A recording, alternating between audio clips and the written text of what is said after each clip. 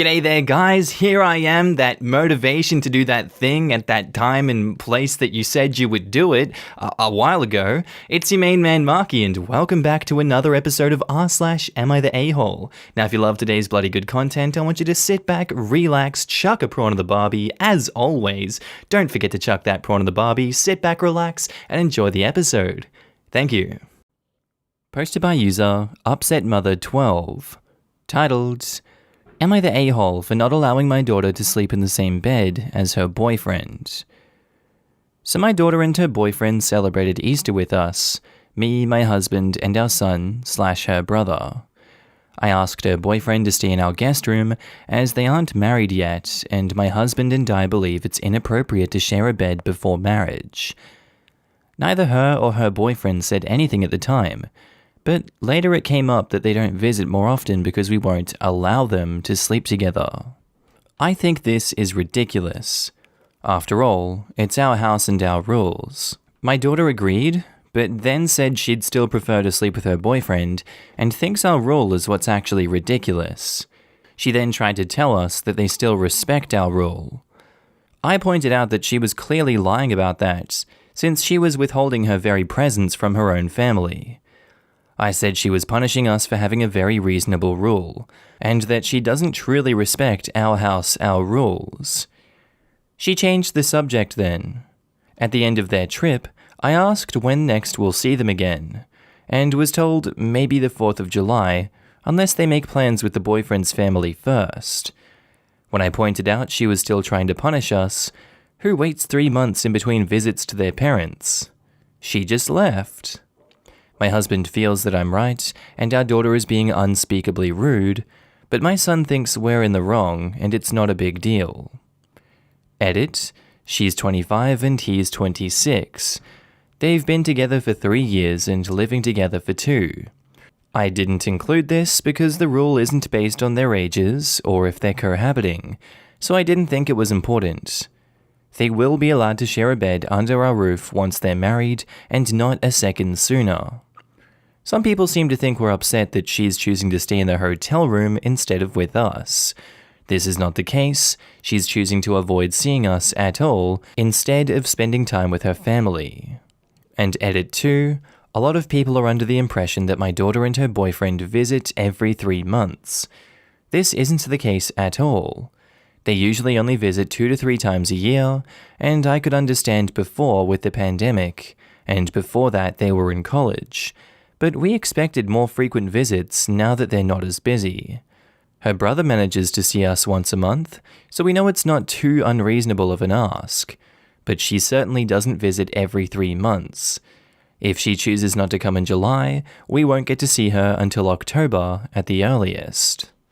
So you're admitting to sticking by a rule that both she and her boyfriend feel is unjust, and have told you is the reason they're not coming over as often as you'd like.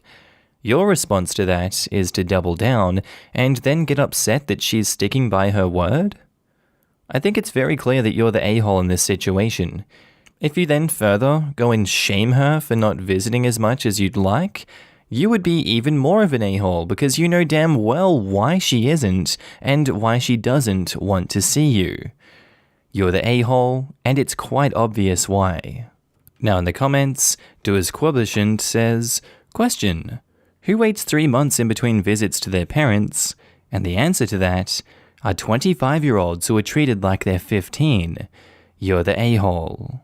My husband's family wouldn't allow us to sleep in the same bed when we visited, as the first time I met them, even though they had a 2-bedroom house and his 9-year-old daughter was sleeping in the same room, and we never would have done anything in those circumstances.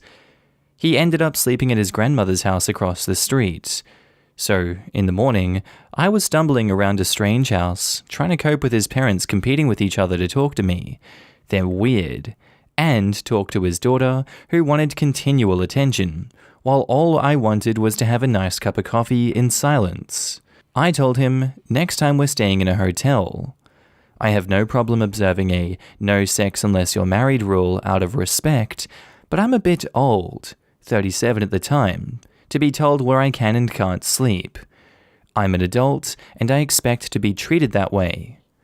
I work through mutual respect and cooperation, not through commands delivered the same way they were when I was 8. I suspect OP's daughter feels the same way. Sheramum4 says, "You're the a-hole. They respect your rule, they just choose not to visit often because of the rule and don't agree with it. You are choosing your rule over them visiting." I love how the daughter is not respecting the rule by not visiting. If you want a dog to come to you, you give it treats. If you want a person to come to you, you treat it well. And Rainbow D MacGyver says, "You're the a-hole. Firstly, for not mentioning their ages are 25 and 26, and they've been cohabiting partners for 3 years. For all intents and purposes, they live as a stable married couple. This is relevant to your story. Do you have the right to set such a rule for your household? Sure you do. No one's stopping you, but this rule infantilizes your adult daughter and trivializes her long-term relationship. This guy might be your son one day. Why not treat him like family now? Also, 3 months in between parental visits is not a long time. For all these reasons, you're the a-hole even though it is your house, your rules." Our next post is by user LessPiccolo156, titled, "Am I the a-hole for not punishing my daughter for humiliating a boy at a party?" Last night, my daughter went to a party with her friends. Pandemic restrictions have relaxed. When she came home, she refused to speak with me. She just went to her room and shut the door. Shortly after, I received a phone call from a number I didn't recognize. The woman on the other end quickly introduced herself as the mother of one of Susie's classmates and told me her son was hysterical. She got my number from another friend of mine. I asked why, and she explained that her son had given a love letter to Susie and she rejected him in a cruel manner, recording the whole thing and posting it. I asked her to send the video and I'll call her back. In the video, you can see her son hassling Susie. She's busy talking to her friends, and the boy grabs her arm rather roughly and insists for her attention. Obviously from the angle, Susie didn't film it. The boy tells her to leave the party with him, and she refuses, obviously upset. He says he won't leave till she reads the letter, and she keeps trying to get away from him. Eventually she concedes, but instead of reading it to herself, she reads it aloud, making the room go quiet. The son looks mortified, her friends are laughing, and Susie looks uncomfortable. The boy leaves before she finishes, tears streaming down his face. So I went to Susie and I asked her for her side of the story.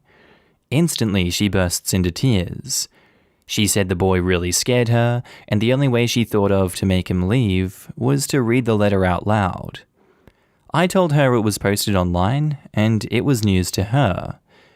The mother texted me, demanding an apology and punishment, but I said no.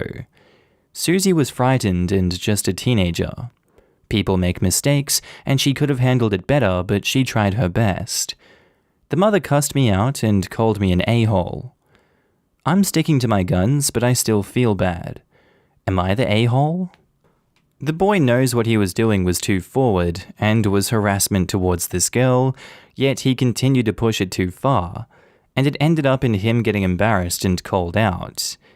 That's not Susie's fault. She thought fast and did the best thing for herself in that situation to protect herself. I can respect that quick wit she's got. She's quite apparently still hurting from the interaction, and even more so now that it's been posted online. It is unfortunate the boy's hurting from his own mistakes here, but he deserves it for pushing boundaries with someone that wasn't reciprocating his interest.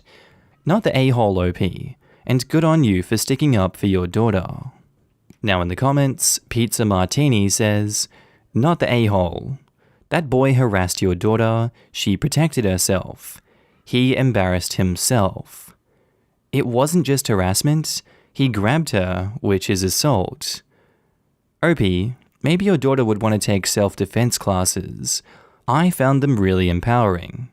Obviously, your daughter is smart and found a way to make him back down, but also having the physical and mental training and preparation might make her feel better and more secure. My parents and I took classes together, and it was really fun and beneficial for all of us." But she's already got a pretty impressive set of self-defense skills for a kid her age, honestly. She didn't freeze, and she was willing to make a scene to protect herself, even if she obviously didn't want to be the center of attention. Yes, she could look into developing more skills, but OP needs to recognize and cherish the ones she has, starting by recognizing that her daughter did the right thing and dropping the "she could have handled it better" bullcrap. I'm certainly not saying OP is being malicious. Women are socialized to be like OP and be reflexively sheepish and deferential to other people's feelings, even the feelings of people who are assaulting them. But any self-defense class would tell you that that's what needs to be deprogrammed, and praise OP's daughter's instinctive reaction. Not the a-hole. The mother needs to be having some serious discussions about boundaries. The moment Susie said no to his attention, he should have let it go. End of story. Not the a-hole. Ugh, the idea that persistence and huge grand gestures are all girls need to like you is such a gross cultural thing we have. Giving her a love letter shouldn't be a big deal, I don't think. But his physical aggression and persistence, in spite of her rejection, are gross, creepy, and frightening, especially for a teen girl. He got less than what was coming to him, though he's probably an incel for life now. Our next post is by user Fight Over Last Name, titled, "Am I the a-hole for telling my fiancé and his mom that our future kids will not have his last name?" So I, 29 female, have been with my fiancé, 29 male, for 6 years now, and we recently got engaged. My fiancé's last name, when said out loud, sounds vulgar or inappropriate, though it's not spelled inappropriately. I'm not going to give out his last name on the internet, obviously, but for example's sake, let's say his name is Pippi, but it's pronounced like pee-pee. I told my husband after we got engaged that I would keep my last name because I preferred my last name to Pippi, and he was okay with that. However, the topic got awkward during a discussion yesterday with his mom. She was talking about our future children, and I offhandedly mentioned that I liked the name Hannah.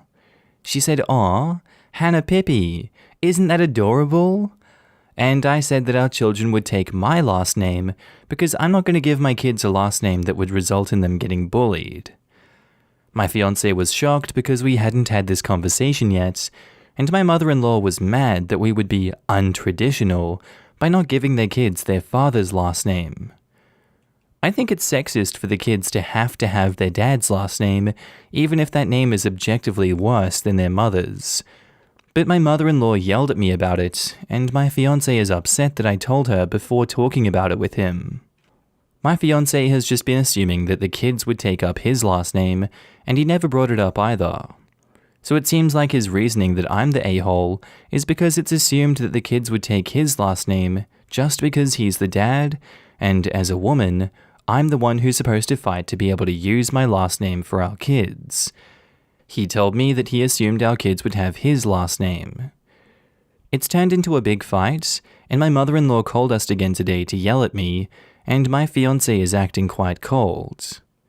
A few notes: my husband did get bullied for his vulgar-sounding last name, and he still gets comments on it, but he claims that he doesn't want to change his name or take on my name, and I don't want to hyphenate the kids' names because then Pippi would still be part of the last name. Also, our names hyphenated together would be quite long. So am I the a-hole for telling my fiancé and mother-in-law that our kids will have my last name? I feel like you can't just stubbornly refuse to give your kids your fiancé's last name without input and discussion with that fiancé beforehand. You chose to bring it up for the first time in front of his mother, who was obviously biased towards keeping his family name going. Even more so that she probably helped him withstand bullying for that last name. That would steel her to want to protect its legacy even further, if anything. You were being unwilling to compromise in this situation too, which I can understand. You and your fiancé both know your kids will be bullied for it. Wanting to prevent that before it happens is smart, and I can see that you're coming from a caring place in which you want to protect those kids. Unfortunately, You dropped the ball in the way that you handled going about this sensitive topic and got some understandable backlash for it. I personally don't think you're a bad person for doing so, but you definitely come across as an a-hole for wanting to spearhead your own solution without approval from your fiancé beforehand. Now in the comments, LadDancer22 says, "Okay, you're not the a-hole for wanting your kids to not have his last name, or just for wanting them to have your last name. However, you're the a-hole for never discussing this hardline decision with him. You absolutely refused to name them with his last name, but never thought that might be good to mention? It's normal for parents to have two different last names and the kids to have their dad's name. Sexist or not, that's the norm, and is understandable that your fiancé would assume that. Double you're the a-hole for springing this on him with his mother there, as this needed to have been a discussion beforehand. Sorry, but I think you're the a-hole for telling it to his mum before even having that conversation with your fiancé, as if he had no say in it at all. That's a decision for you to make as a couple, not just unilaterally decide by yourself. He gets a say too." Edit. Everyone sucks here since the mother was also out of line for shouting at you. I think your husband's response of being cold is fair. Everyone sucks here. Everyone for just assuming that their preference would apply? Double this for mother-in-law whose business it's not. Do your children a favor? Don't have any until you and your husband agree. Is no one going to mention that in addition to all the comments mentioned about OP not springing it on them, that she was incredibly rude about their family name as well? Like, sure, people get bullied and I prefer my last name to my partner's, but I would never just openly insult his and his family's as a way to promote my own. There are a billion better ways to have handled that, even with the springing. Everyone sucks here, but especially you. Thank you for this, because what this really means is husband's name isn't in English, and that in English it sounds vulgar or whatever, but probably not where they originated or their ancestral home is. It made me think of the movie Man of Steel, where Lois is meeting Superman, and he says something like, "On Krypton, the symbol on his chest means hope," and she says something like, "But here, it's an S." It really just sounds like some petty childish crap, really. All stuff aside, the patriarchal nonsense of taking the father's name is so common, it's crazy. Go have a discussion with your husband before forever decisions are made. To me, as an ethnic dude with a white wife, this kind of crap is super common, with couples from drastically different cultures. This is a tiny brush up against it, but not taking a name could be a deal breaker among some people. I wouldn't take it so lightly. And our next post is by user Throwaway Twin Mama, titled, "Am I the a-hole for calling out my kid's future stepmom for treating me like a surrogate?" I, 29 female, dated a guy Joe, 30 male, for 3 months before he left me to go back to his ex Kim. Right after we broke up, I found out I was pregnant, and now I'm at 24 weeks. I let him know, and he was ecstatic. Turns out his girlfriend had fertility issues and would likely never be able to get pregnant naturally, and he's always wanted to be a father. Getting back together was out of the question for both of us, so he's still with his girlfriend. Joe was only allowed at the initial appointment because of the pandemic, and we found out I was having twins. According to Joe, when he told Kim, she had a mental breakdown about her infertility and wanted to talk to me. I met them at their house, and Kim stated that she wanted to be involved in my pregnancy because she would eventually be the children's stepmother.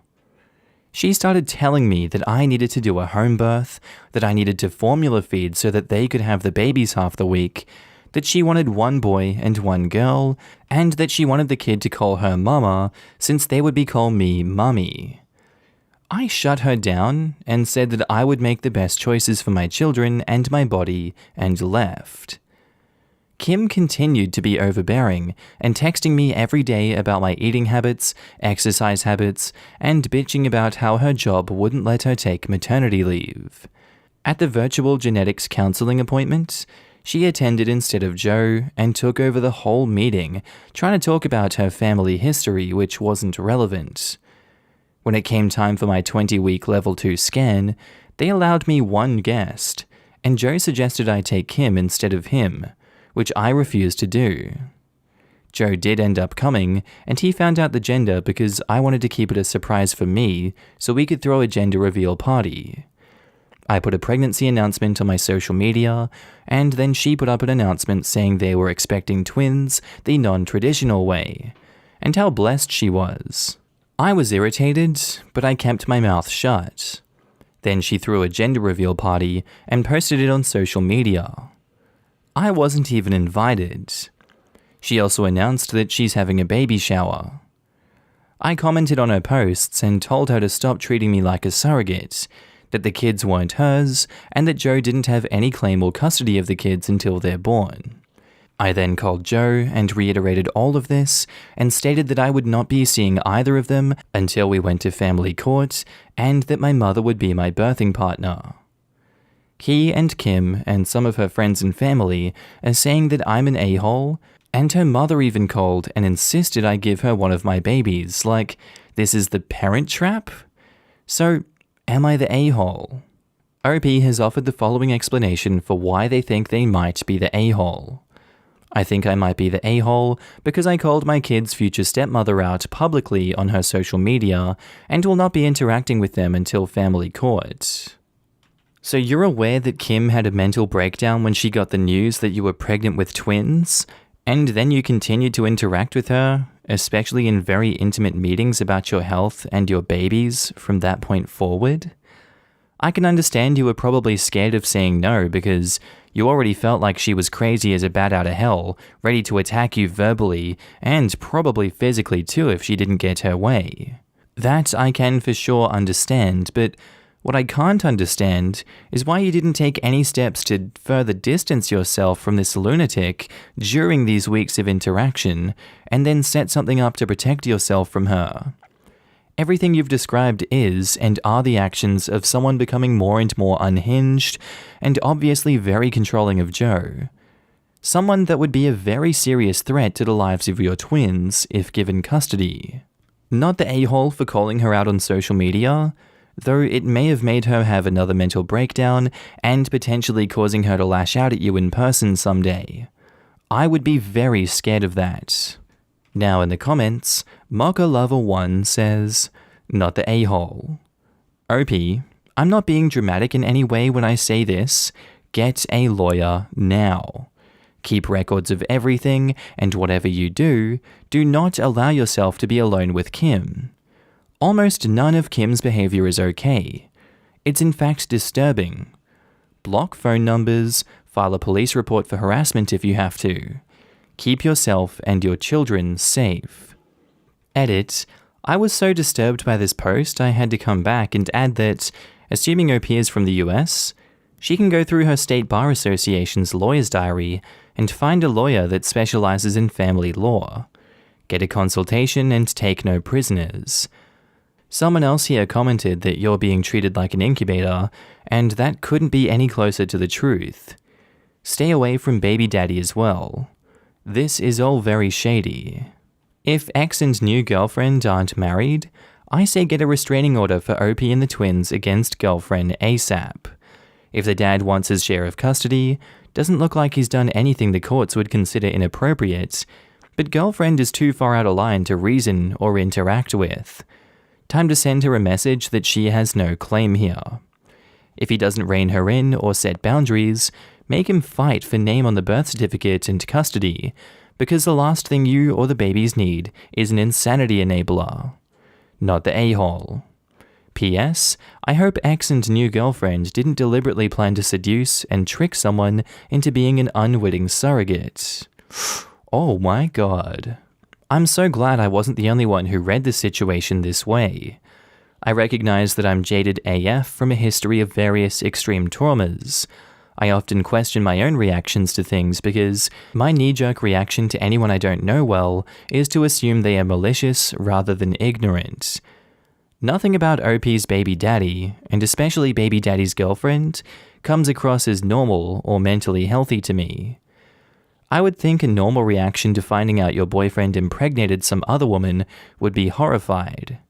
Instead, girlfriend inserted herself into the doctor's appointments and being overly involved with regards to baby daddy's offspring, like announcements on Facebook about having babies the unconventional way and having a baby shower, while excluding the baby's mother, comes off as creepy at the very best. If it were me, I would be seeing the nastiest, most shark-like family lawyer in my area, like yesterday, and finding out what legal avenues were available to keep these psychos as far away from my children as possible. And OP replies, "Honestly, I'm looking at lawyers now. I'm trying to keep documentation and screenshots. I wasn't sure if I could file a police report or get an order of protection or something like this. I just wasn't sure if I was being an extreme a-hole or if this was warranted. Joe's mother was on my side because she thinks Kim is mentally ill and hasn't gotten help. But now she thinks I'm blowing this out of proportion. You need to run. Your family is in the South, move home. The babies aren't born yet, Joe has zero rights yet, and once the babies are born, he can make it nearly impossible for you to move. Move home. From there, then you can attempt the restraining order on Kim and possibly Joe." Info. What do you expect your future to be like? Co-parenting with this couple. You do realize you're going to have to regularly take them to court, right? They do not respect you as the mother now, and it's not going to get better. And OP replies, "I might sound stupid, but I do plan on breastfeeding, was going to let Joe and Kim have visitation with the babies, but not keep them because they'll need to be breastfed every 2 hours. Joe would likely have joint legal custody. I thought when they got older, they would have physical custody on weekends, or we would work something out through the court system and our lawyers. I wouldn't be surprised if they lawyer up and come after you for more visitation than that. You sound very naive about all the ways they can make the rest of your life hell." Posted by user Rough Jury. Titled, "Am I the a-hole for asking for compensation for something my kid destroyed?" So we hired a babysitter we've had a few times at a good rate of $20 an hour since it was only for 3 hours in our home. The babysitter is a 19-year-old woman, if it matters. I think maybe the age will affect something. My wife had to rush to work in an emergency, and I was already at work. The babysitter is already familiar with some of our rules. Like our 3-year-old is only allowed in the living room, playroom, and dining room when eating. The babysitter, I guess, had an emergency herself and had to be on the phone for 20 minutes.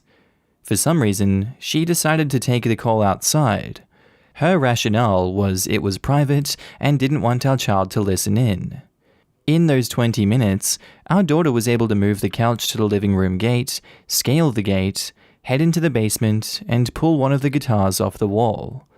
The neck is all warped, and my luthier said the neck needs to be replaced. I'm asking the babysitter to front the bill on a new guitar, not a repair or neck replacement, as the alternatives diminish the value of the guitar. Mismatching neck to body severely impacts value, and a neck repair does too. It's $2,200. Am I the a-hole here, or is she? Her parents are telling us we're responsible. She's offering only to have babysat for free, and our friends are saying we're too harsh. But it was her responsibility, right? Man, you should see this baby. She can bench press like 350 pounds. I've seen it, bruh. I spot the baby all the time at gym. Deadlifts 200. What kind of Hercules-ass baby you got moving furniture around like that and then getting into the basement? I'm sorry, but your 3-year-old shouldn't be able to go and unlock that basement door. Surely it should be locked when you're not in the house. Assuming all your valuables are down there and you don't want them to be stolen by, like, someone breaking into the house. Sure, she screwed up by not being in the house for 20 to 25 minutes to look at the baby. That's absolutely her fault, and maybe you shouldn't be such an asshole and be like, pay for an entirely new guitar. It is so crazily unreasonable to ask her to buy you a new one for that. That's the most reasonable thing. You ask her and her parents to pay for the repair, she doesn't be your babysitter anymore, and you move on like normal adults. The way you're approaching this one absolutely makes you an a-hole for this, and I'm judging you for it. You're the a-hole. Now in the comments, Quirky Bumblebee 461 says, "You're the a-hole. Your valuables should be insured and locked up. Your baby gate should be secured. You are responsible for buying a couch that a literal baby can move. What kind of a couch is that? You are responsible for interviewing, hiring, and training your employee. You are responsible for your minor child's actions. The babysitter is partially to blame, sure, but you also share a large portion of the blame. The babysitter would be responsible for a portion of the repair, not a brand new guitar. Your demand for a new guitar means you were trying to profit off of this, and that's why you're the a-hole." Music shop manager here. I'd also like to point out that if the guitar's neck was warped and not broken, there's almost no way it could have been done by the babysitter or child. Necks only warp for a few different reasons. 1. Being stored in improper environments with unregulated humidity. Funny he mentioned he stores it in the basement, which can be a kiss of death if it's unfinished or without a humidity regulator. 2. Truss rod adjustments. 3. String overtension. And 4. Having weight against the neck. Say, keeping it leaning at an angle against a wall for extended periods. Unless the child somehow made a truss rod adjustment, obviously not, it would have taken a very long time for that neck to warp. Like months to years. There's no way it could have been done in 20 minutes. OP likely had his instrument stored improperly and as a result, caused his own neck to warp. So OP ruined his own guitar and is trying to fleece the babysitter for the cost? Yikes. I think this situation is the reason for you to stop hiring her as your sitter, but asking a 19-year-old to pay you $2,200 for something that was ultimately destroyed by your child is too much. She failed in her duty to supervise your child, so you're justified in not hiring her again. But other than that, how can you possibly expect her to pay you all that? It's just unreasonable. As is the fact that you're not asking her to repair your guitar, you're asking her for a new guitar. Come on, dude. You're the a-hole. He also admits that the corrective measures available diminish but do not deplete value. The reasonable, unreasonable request here would be to pay for the repair and the market value loss, not a whole new guitar. Our next post is by user Optimal Letter 9194, titled, "Am I the a-hole for sending my daughter away?" So I, 52 female, am a single mum with 5 kids. 3 of them are adults and 2, 14 female and 13 male, are minors who live with me. Their father is currently incarcerated. 14 female has been diagnosed with major depressive disorder and severe anxiety, and has been struggling with it for the past 2 years. I've tried to be there to support her, but I work a lot to make ends meet. There has been some issues in my past that may have contributed to her condition, alcoholism, but I'm working on getting it under control. The problem is that I feel like she isn't making any progress. She has meds that apparently aren't working anymore, and she's been hospitalized twice. I feel like she isn't implementing any of the skills and coping mechanisms she's learned. She says that she's trying, but it's harder than I think it is. I've been through my own issues before, and I do realize that it's not easy, but I feel like it's been long enough. So I made the decision to send her to her aunt's house for a few weeks. I think she'll be able to have a more rigid schedule and support system over there. I told her about it last night and she freaked out. She told me that I didn't love her and that I was just sick of dealing with her and her issues. And when I stood my ground, she told me that she didn't feel safe at her aunt's house and she'd go anywhere but there. Which I think are just excuses. So, am I the a-hole? Edit. Some additional information. 1. She had a therapist for months, but she was the one who wanted to stop, about a month ago, because apparently her therapist was saying a lot of things that made her feel bad about herself. I am actively looking for a new one within our budget. 2. I love my daughter very much despite what you think. 3. My adult children do not speak to me. They keep in touch with their younger siblings, but I don't even know where they live. 4. I probably should have included it in the post, but another reason for sending her away is for my son's sake. He hates seeing his sister like that, and it makes him extremely upset that she won't interact with him anymore, as they grew up very closely. Also, they have drastically different relationship with their father, and it's something that causes fights between them. He regularly speaks to and visits, or visited because of the pandemic, his father, and she has been no contact for about 2 years now. By sending your daughter to her aunt's place, where she obviously doesn't want to go, you're sending her a clear message that yes, in fact, you don't love her much right now, and she's too much for you and her brother to deal with.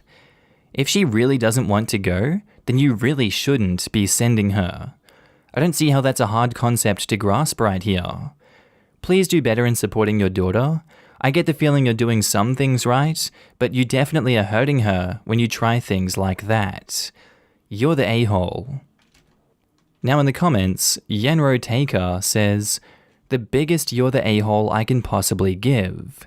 Let's count out why. 1. You're quick to dismiss that your alcoholism has seriously contributed to her illness and give yourself plenty of leeway on getting it under control, which you don't give her, despite the fact that she's 14. Being 14 is hard enough. 2. If she's not making any progress, why would sending her somewhere that she really hates be any better? It's obvious you're just trying to get rid of her so it's less headache for you, and she's definitely aware of that. 3. The fact that she's saying anywhere but there about her aunt's house is so upsetting. How do you know nothing bad has happened to her there? Have you even bothered asking why she doesn't feel safe there? At 14, it sounds like this poor kid has been through more than some adults. The fact that she's been hospitalized multiple times is terrifying. Take actual care of her and ask her what she needs. 4, and don't forget the dad is in prison. This brings to mind 2 possibilities. He may be the better emotionally supportive parent and is now unavailable. 5. Dad may also have been a drug addict and alcoholic or violent, adding to the chaotic childhood caused by mum's alcoholism. I know not all prisoners are addicts or abusers, but there seems to be a strong possibility. And 6. I wonder if one of the 3 adult children were parentified, so she's lost her real mum. And 7, yes, antidepressants and anti-anxiety meds do stop working sometimes. Psychiatry is unfortunately not an exact science, and sometimes medications that used to work stop being effective. Please get her to her prescriber again so they can determine if changes need to be made. And Aces of Spades YT says, you're the a-hole. She didn't feel safe at her aunt's house and she'd go anywhere but there. If she doesn't feel safe at her aunt's place, then don't send her to her aunt's place. If you dismiss this as just an excuse, I can see why she may have some diagnoses. And back to the post. OP says, Edit 2. Okay, I get it. I am the a-hole. I have thrown away the idea of sending my daughter to her aunt's. My eldest daughter drove 3 hours to pick 14 female up, and she tore into me when she got here. As much as some of you are reading between the lines and drawing conclusions that aren't true, a lot of you have really good points. I can't be a good parent when I'm not dealing with my own issues in a healthy way. I'm going to work harder to solve them. I will try to let my older daughter know about the possible abuse and see if she can get her to open up, because obviously 14 female will not talk to me about it right now. Lastly, big screw you to the people leaving death threats in my PMs. It's never okay, even if you think I'm the most awful person in the world. Our next post is by user Maybe Not Enough, titled, Am I the a-hole for asking my wife if when she cooks, she can just make normal foods for me and use smaller portions? So my wife has gained some weight over the past year and was already overweight, so she wanted to make change. She's also pretty short, so the amount of calories she needs to eat is a lot lower than me. I'm 6'4" and an average weight for my height. She started using the 1200 is plenty sub to get ideas for foods, and so she's constantly getting excited about low-calorie substitutions for things. Stuff like cauliflower instead of rice, spaghetti squash, halo top, PB2, etc. She's a good cook anyway, but because of the way she measures and portions out things, I end up still hungry and going through lots of snacks where I'd rather just have a filling meal. One of the things she makes is burritos with these extreme wellness wraps that are 50 calories, cauliflower, beans, homemade salsa, and whatever else we have around. They taste good but aren't satisfying at all for me and make me toot a lot. I finally sat her down and told her that I'm totally excited she's getting in control of her diet and that she's doing great. I've noticed a huge change in her overall, but that I need more calories and more satisfying meals. I asked if she would mind throwing some rice in the Instant Pot when she does stuff with cauliflower, or I said I would do it and she could just warm it up for me with the cauliflower. I gave a lot of suggestions. She got mad and accused me of trying to sabotage her. I argued back, saying that there's nothing to sabotage. I want her to lose weight as well, so I would be shooting myself in the tootsies if I did that. We kept going back and forth, and finally she just threw up her hands and said, "Whatever, fine, be an asshole and eat all of that in front of me." She went and vented about it on her Twitter, and all her friends were telling her that I was a bucket crab. I don't really get it, and trying to push food on her. I just wanted to feel satiated and have her lose weight. Am I the a-hole? Guys, one of the suggestions I made, like I said above, was that I could make rice and stuff ahead of time, and she told me it would be too much strain on the budget, and would be too much temptation for her to have around. I honestly think that was a fair request from you. And you don't seem to be exhibiting bucket crab mentality where you're trying to drag her down with you. If she views it that way, then that's something you need to sort out with her, because it could well sabotage her diet if it goes the wrong way. I don't know, I feel like that's something that potentially could sabotage her diet. I don't really know your relationship. If that truly is the case, then I would see you being the a-hole for those actions, but I really doubt that's going to happen. Her getting upset at you and offering no leeway, thus far stands out to me as her being an a-hole in this situation. That seems unacceptable to be so strongly against your partner's dietary choices like that, but I do get that it was coming from a good place. She just fails to see it from your side, and she fails to see why you need more food. More communication is needed, not the a-hole. And technically an edit, OP says, "Anyway, I brought up a couple things when she got home, and she agreed that we can shift stuff around in the budget to get me a big bag of rice and dry beans. She'll just try to avoid the extra calories. We live in a studio apartment, so she said she'll probably go for a walk or something while I'm eating until she's more accustomed to it if she has to." Now in the comments, a lounger at the club says, "I don't think you're being an a-hole, but you're probably going to have to start making your own food to avoid fighting with your hangry wife. And eating separately because apparently she thinks it's so mean to eat something she's decided she can't in front of her. I used to wrestle and cut weight. Thanksgiving and my birthday are during the season. I didn't eat the pies or have a birthday cake. In high school, I didn't cut weight before that. But I didn't get pissy about it. My family ate ice cream and other junk food and it didn't bother me. Because it was my choice. I get it though. I have a problem with candy. It's hard for me to have a handful of gummy bears and not eat the entire bag. So I generally don't buy it, or I'll get a few and put it away where it's out of the way." Exactly. She sounds like she's trying to pass off her lack of willpower on him, which isn't cool. P.S. about those gummy bears, try separating the bag into baggies, so you're only grabbing a few at a time. I do that and it works well, and don't ever get those sugar-free gummies. Info. Why don't you cook your own meal? And OP replies, she prefers to be the one to cook for us. Budget, active love, etc. I do other stuff that she doesn't like doing. Vacuum, garage, laundry, etc. Mate, you're a grown adult. You don't need permission to make some rice or anything with more calories. If you don't want to cook, you could add stuff that's more calories to your meal. Burritos, add sour cream, fresh cheese, salsa. You get the point. It's quite easy to add calories to a meal. Or you could have a snack before bed, cheese and crackers, peanut butter, things that are higher in calories like bread. You have so many options. But I think he's saying that she doesn't want those things in the house because she would be unable to not eat them. That's a different problem and kinda outside the remit of this sub to solve. That's honestly fair. I didn't quite think of it like that. But definitely people do have issues with controlling themselves eating things, and sometimes it's best just to not have them, have their presence in your house, so that you're not even able to eat them and you don't get that urge. Maybe that's something I failed to see when I was making a consideration there.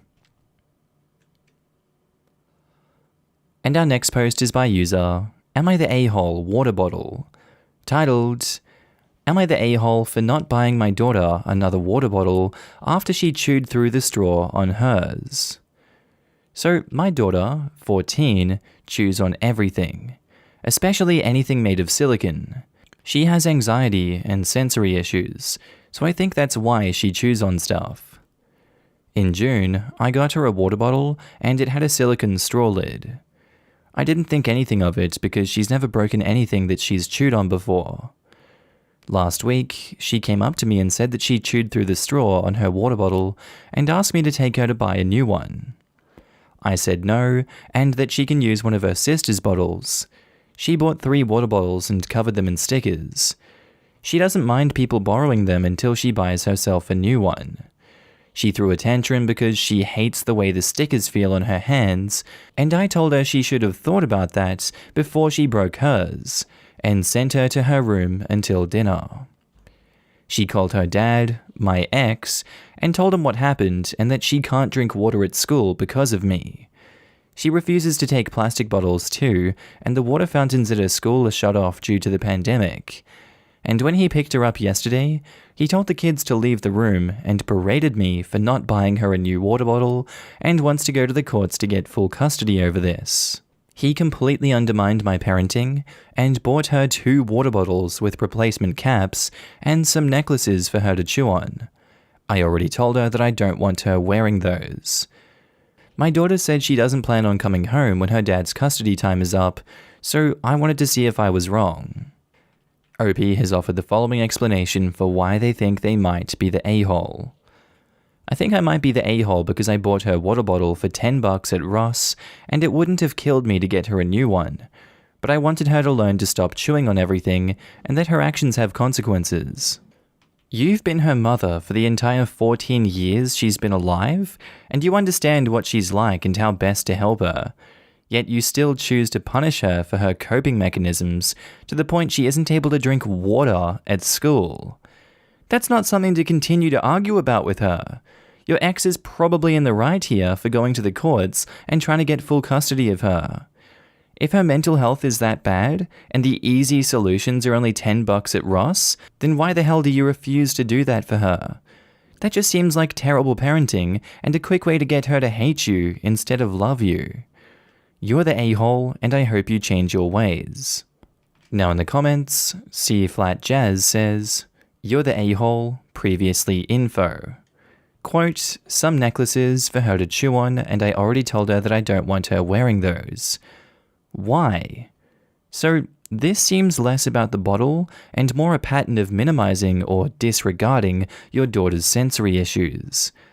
I get wanting to encourage respecting possessions and cutting down on waste, but why are alternatives like the necklaces not allowed? A $10 bottle with a 9-month useful life also doesn't seem too crazy to me. Is there a reason this is the hill to die on? I just feel like your ex jumping to fighting for full custody indicates some detail is missing here. Munchables are great for chewing on, and they come in necklaces and also pencil toppers. They are only like $15 and pretty indestructible. It would be cool if they made reusable straws.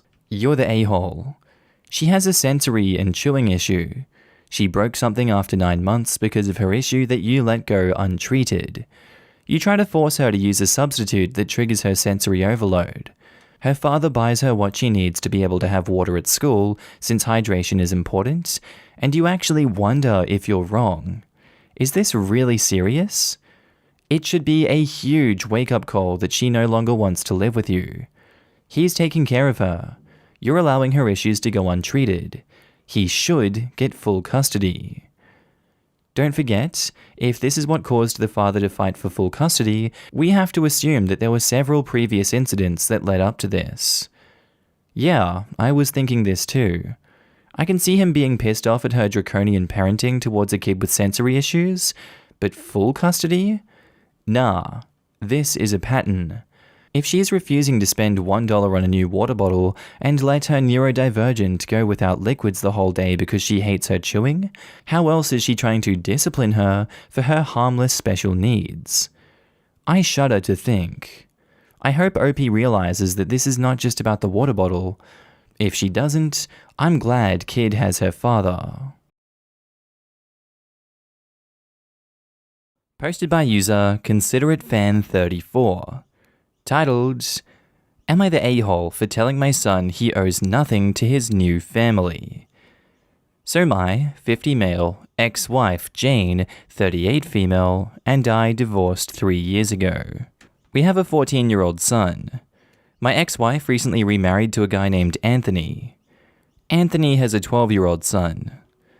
So my son has expressed 2 major problems with this guy and his son.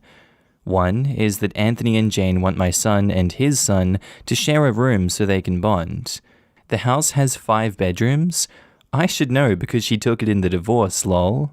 2 is that they want my son to turn all of his gaming consoles into family consoles. He has a PS5, an Xbox One, a Switch, and a gaming PC.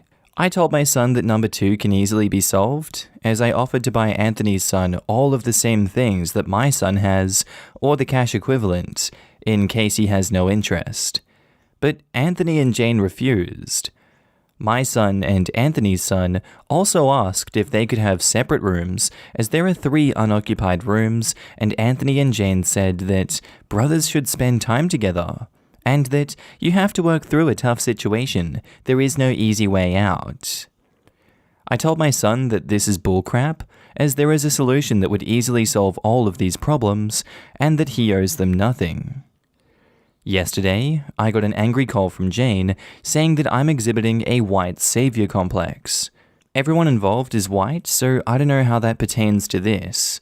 By offering to buy new stuff, and that the poison lies I'm feeding my son are ruining her new marriage. She also said that my son needs to be a brother to Anthony's son, to which I replied that forcing a relationship will only cause resentment. She called me an a-hole and out of touch, but I don't see how I'm the villain here. So, am I the a-hole? Edit. My son has seen the post, and we're going to have a conversation about his relationship with his mother in the future. Yeah, I really don't see how you're the villain in this situation. How are you out of touch? I feel like if anything, they are the 2 people out of touch in this situation. They're the ones feeding him poison. They're the ones ruining their marriage by forcing their son, or the 2 sons together, into a situation that is completely unnecessary and is only going to breed resentment. I know I'd be pissed off if I was 14 again and I was forced to share a room with a 12-year-old. Believe it or not, at those ages, there is actually quite a huge difference in thought process and actions and how you react to things. There's a reason that 12-year-olds are made fun of so often because, it comes with the territory. This 14-year-old son has already had to deal with the divorce and the dad having to move out. Dad has given him a bunch of consoles, much more than I had as a kid, so there's already he's very privileged and he has a lot of escape from reality available to him. There's nothing wrong with a coping mechanism. If that's the way that you're going to deal with it, it's better to deal with it on a PS5, Xbox One, Switch, or a gaming PC than to take your anger out on your family. The family is just asking for trouble if they make all of those communal devices and the 12-year-old starts, doing what 12-year-olds do. These two parents together sound absolutely clueless living in this 5-bedroom household. I cringe at the thought that they're trying to put that on this 14-year-old who's just trying to vibe. He's just trying to live his life. Let him have his own private space. Stop making him expose himself to the rest of the family constantly just so you guys feel better. I'm going to go with not the a-hole for this one. Now in the comments, Azriel HC says, not the a-hole. I was forced to share a room with my stepsister after meeting her once. She stole from me, was constantly on her laptop at night so I could never sleep, and when she was nice, we still didn't bond much. It wasn't until adulthood, when we weren't living together, that we started to get close and she took me to do things I've never done before. It's kinda crazy that he should be forced to share all of his consoles with someone against his will when they were bought for him. It was also kinda cool that you offered to buy the other kid the same thing. Also, at 14, guys need a little more privacy, and I'm sure even the 12-year-old wants his own privacy.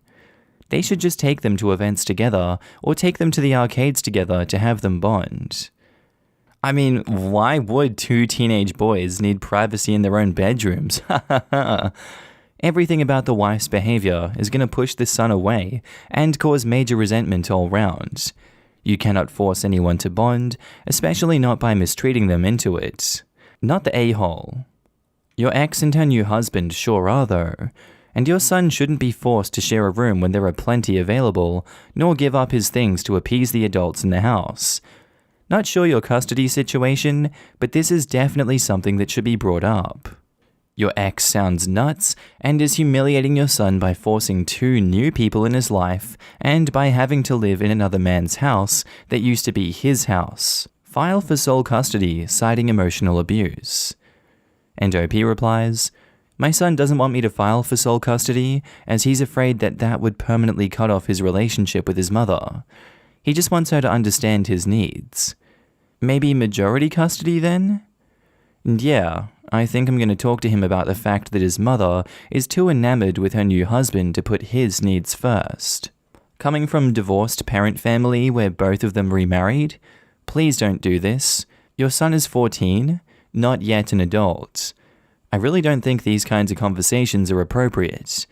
You are pitting your son against his mother and inadvertently manipulating him. Once he's old enough to get this, he'll resent you for it. I don't think you're an ass for trying to support your son, but I do think you're an ass for how you're going about it. Listen to your son's complaints and say that you understand and that you'll talk to his mom. Don't go saying things to your son without co-parenting. This is the best shot you have at letting your son have a healthy relationship with both his parents and the two new people in his life. Our next post is by user Gaffey, titled, Am I the a-hole for not wanting to tap into my 20-year-old self for my best friend who missed out on her 20s and now wants to tap into her latent, irresponsible 20s in our 30s? So my best friend and I had opposite priorities during college. She was incredibly responsible and career-focused when we first met in college. She was a resident aide, did no partying, and focused on getting through nursing school, forfeiting any invitation to party or indulge in any standard early 20s debauchery. I was a fire-breathing hedonist. She became a nurse at 22, shortly married her high school sweetheart, had a kid in our mid-20s, and second kid in our late 20s. I spent a majority of my 20s bartending and doing bottle service, and indulging in much of the life that comes with that. Flash forward to now, we're in our early 30s. She's divorced and a single mother of 2 children. I have barely established roots to my career, but have grown so far from my former night-timing self to a pretty disciplined adult. I don't drink, I don't party, I'm in a healthy and stable relationship, and in bed before 8:30. Listen more and talk less. I'm quite literally the opposite person that I was in my 20s, a bore. For the past 5 years, I've always awoken at 3:30 a.m. to go to the gym. More intently now, because I'm training for an Ironman. And all of this she knows. I feel like she's going through a weird renaissance period, which I understand a divorce may put you through. Anytime we go out and she's without children, or just a child, she's always vying for attention from men. It makes me feel like we're those pathetic old bags that are past their prime, hitting outside our weight class, lol. It straight up makes me uncomfortable.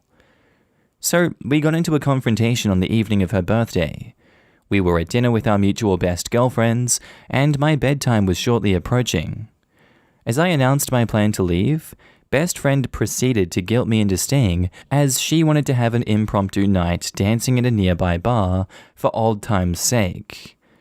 It did not help that our two other girlfriends, still stuck in their 20s, further goaded me, saying I sucked and was a killjoy.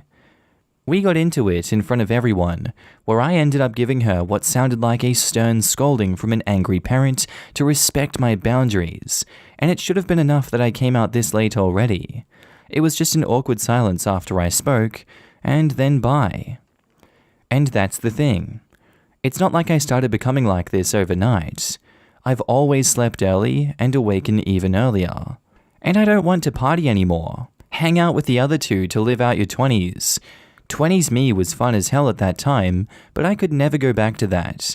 And I'm sorry you straight up missed out. Am I the a-hole for being a killjoy and not indulging her on this one day? I think as many people are going to say, you're not an a-hole for leaving and just not wanting to be a part of this all, but you're just such an asshole to them. You're acting like being in your early 30s is just, oh my god, it's way past your prime. You may as well be walking into the bloody retirement home after this.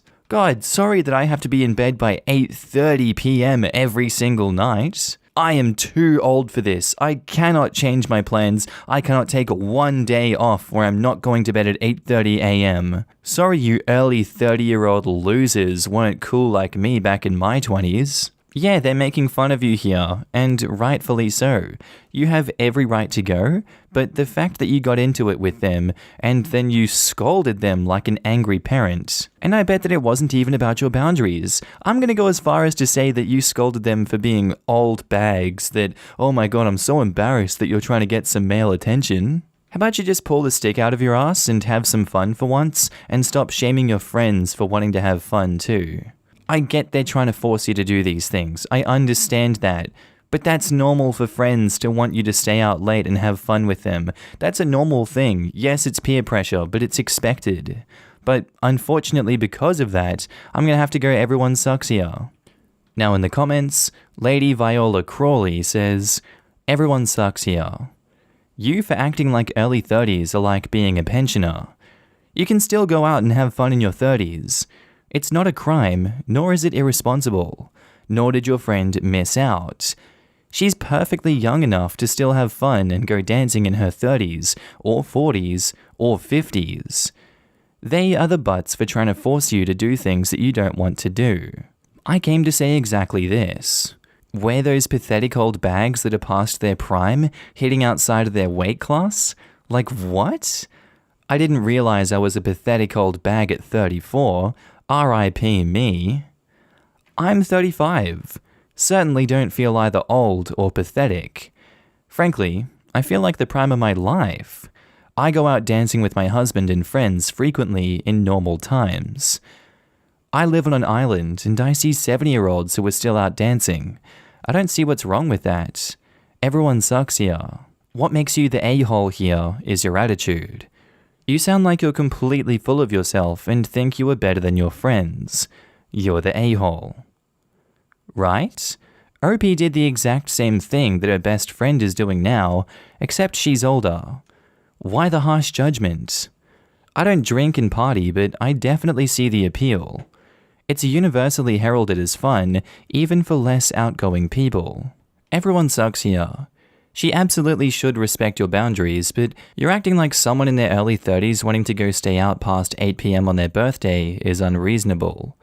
It's not. You guys are in your early 30s.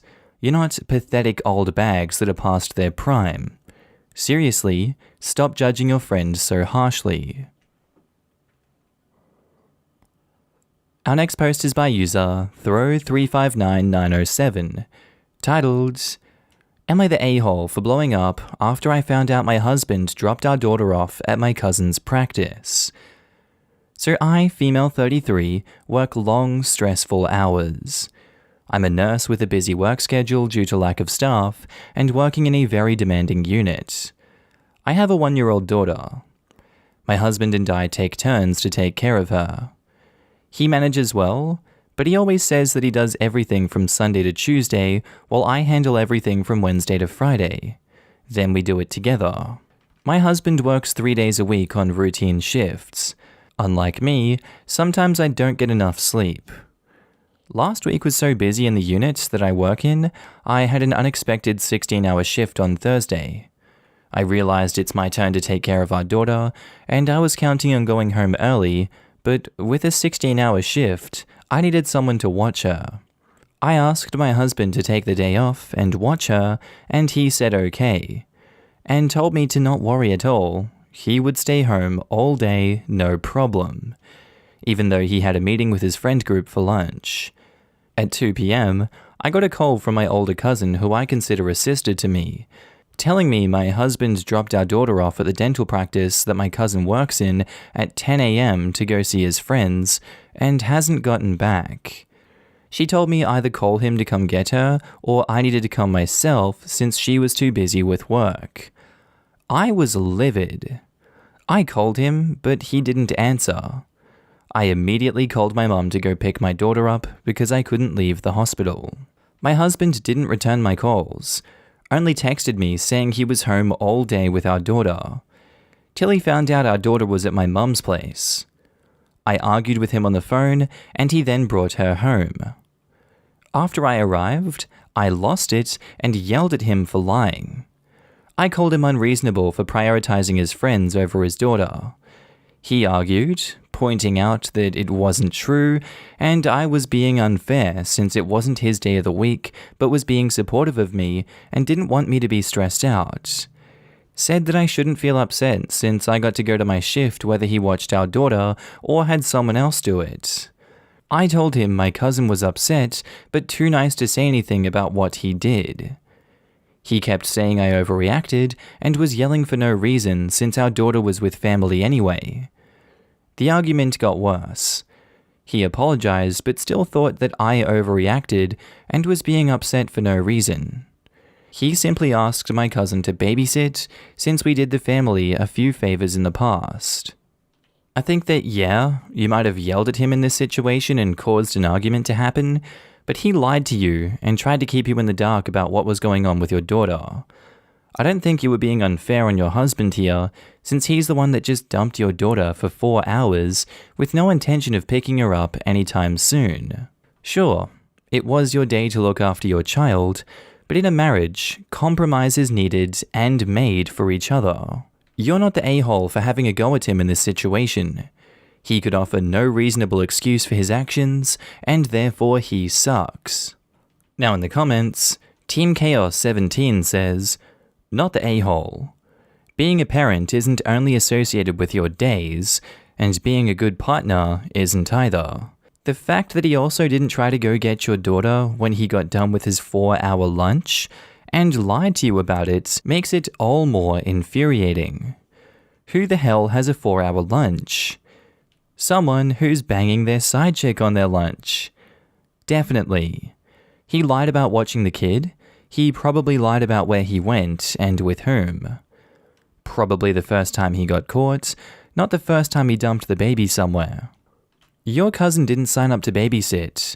She was working, and the fact that he thinks it's not only okay to do that, but also to then proceed to have a 4+ hour lunch is effing terrifying. Definitely not the a-hole. He lied to you repeatedly until busted. Do you believe him when he tells you where he was? That was my first thought. He has such a rigid childcare schedule to make sure he has dedicated side piece time too. I don't know anyone who would dump their kids off and lie about it for a friend's lunch. And our next post is by user Carl Malone is a okay, titled, Am I the a-hole for snitching on a coworker for spitting on a customer's food? So I work as a server at a popular chain restaurant. Last Saturday, it was a very stressful day as we were extremely busy. One of my co-workers, let's call her Tanya, was in an especially bad mood due to the amount of customers assigned to her section. The issue started when one of the customers ordered chicken strips with buffalo sauce on the side. As Tanya was walking away with her tray of food, the sauce dish tipped over and spilled some buffalo sauce over the customer's fries and baked potato. I'm guessing she didn't think it was a big deal to have some hot sauce on your potatoes, so she brought it to the customer anyway.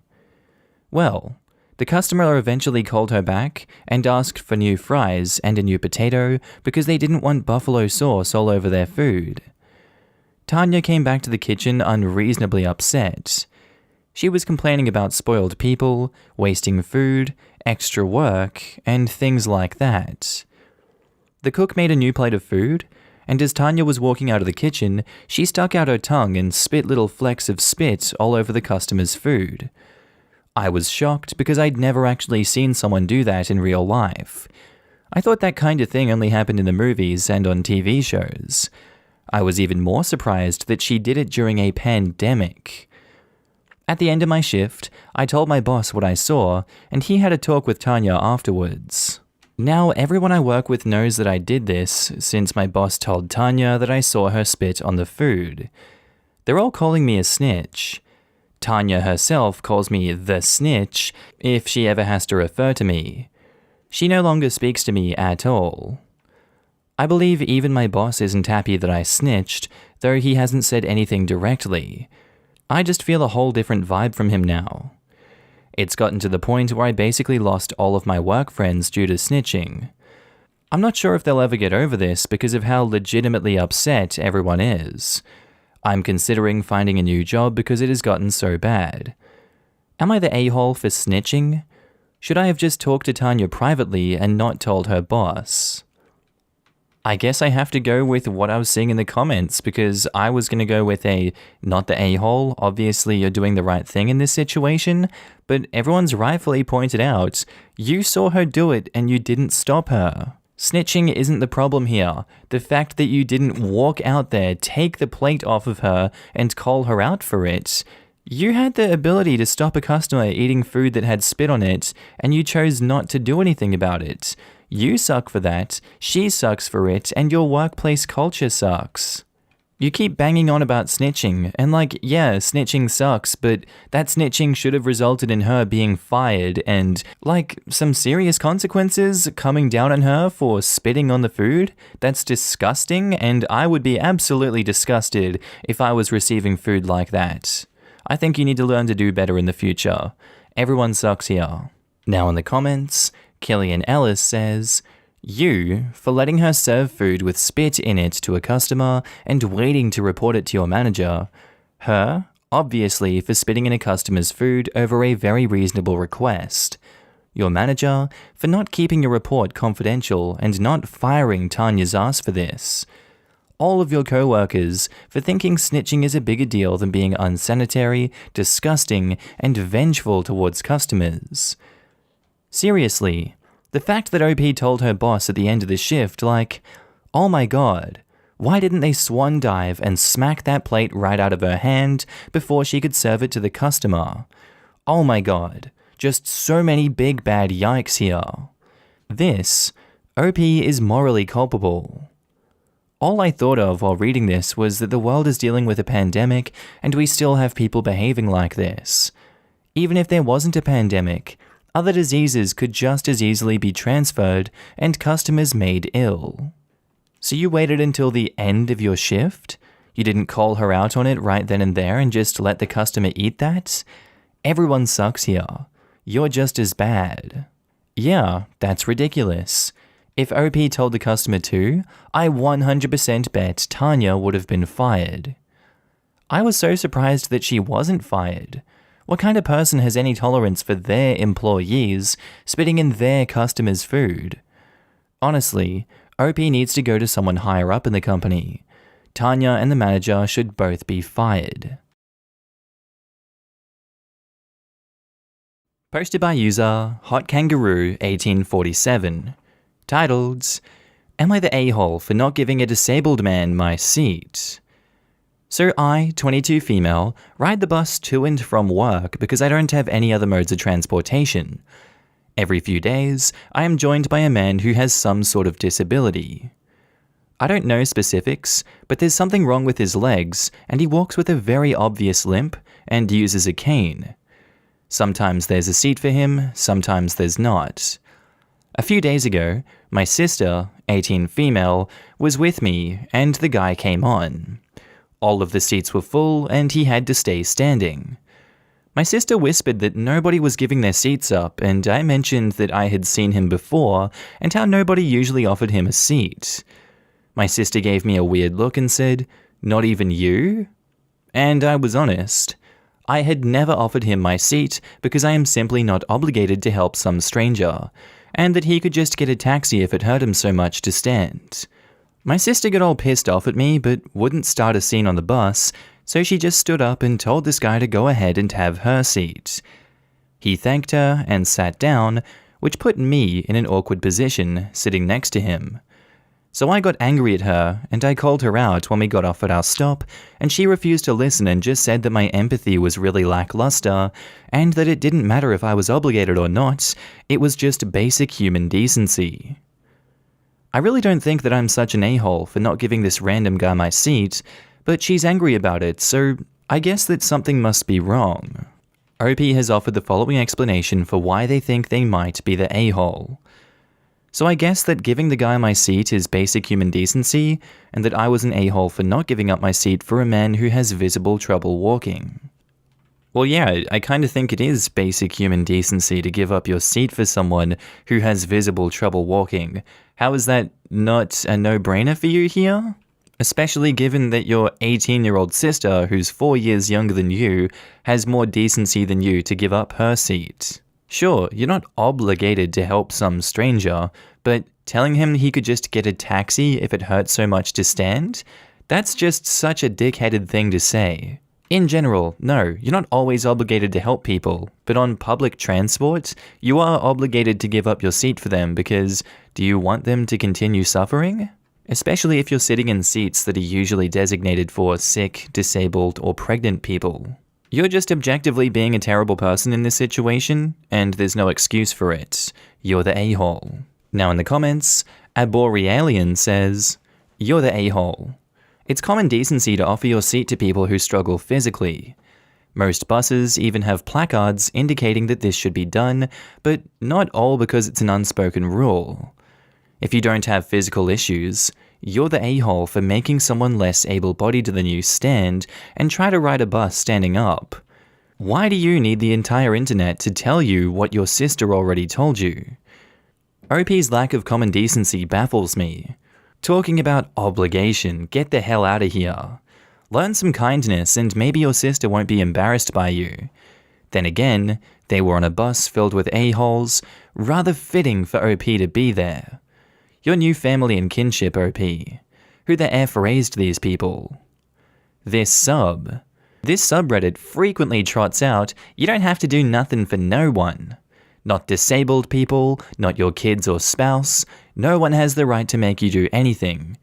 You owe them literally nothing, not even the most basic be a frickin' adult tasks.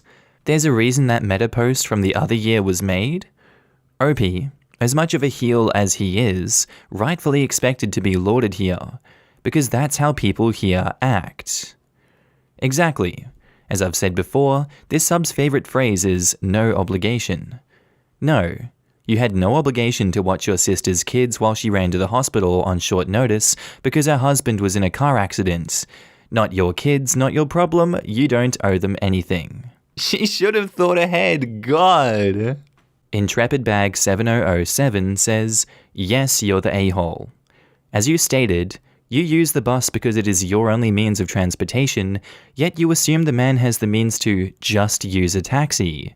You and everyone on that bus who have made his day harder because of a lack of empathy are the a-holes. Would it hurt you to show some compassion and decency? And she assumes he can afford a taxi, but she herself doesn't take her own advice. I'm honestly dumbfounded that OP is 22 and doesn't understand this. I think by the age of 11, anybody should understand common courtesy like this. And you're the a-hole. I truly hope you never are in a situation where someone who's not obligated to help you makes the same decisions you do. Glad your sister has some decency.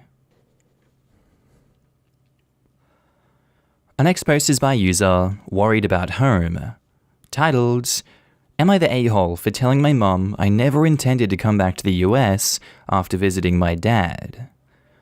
So my name is Daisy, and I am 19, female. My dad is Australian, and my mum is American. I have dual citizenship. I've never really liked living with my mum. I've talked to my dad about moving to Australia for years. He told me that when I'm 18, I can move in at any time, and he would help me get everything worked out, and he kept his word. In 2019, I shipped a lot of my belongings, packed bags, took my needed paperwork, and left for the summer, and I never came back. I told my mum that I was visiting longer and made excuses, but I never intended to come back. With everything that happened in December 2019, I told my mum I could not leave. I guess I didn't have the guts to explain almost 7 years of bullcrap. Dad left when I was 12. She remarried 3 months later, and suddenly I had a stepbrother that she seemed to favor more. It just felt like I was a guest in their home. I finally had the talk with my mum, and she called me an a-hole for it. I explained to her that I didn't intend to come back. I had everything I wanted with me in Australia. She said, what about paperwork? I explained I took everything when I turned 18 and graduated high school. I said that I didn't intend to go to college when this was over, and I had applied to uni here in Australia. I was happy. Dad said he would support me for a few years, and I was not going to be keeping my US citizenship. She started crying and asked if I hated her. I asked her why she never showed me that I was more important than her new marriage, and that while she was my mum, I didn't really know how to forgive her for feeling alienated. I said I didn't want to talk for a while, and hung up. Now I feel like an a-hole? OP has offered the following explanation for why they think they might be the a-hole. I've been lying to her for a while, and pretty much just unloaded on her about how I feel. I feel like she didn't see it coming and is now hurting, but I honestly cannot stand the idea of returning to the US and being a part of her happy little family. As an Aussie myself, I say welcome to the country. I hope you enjoy your stay.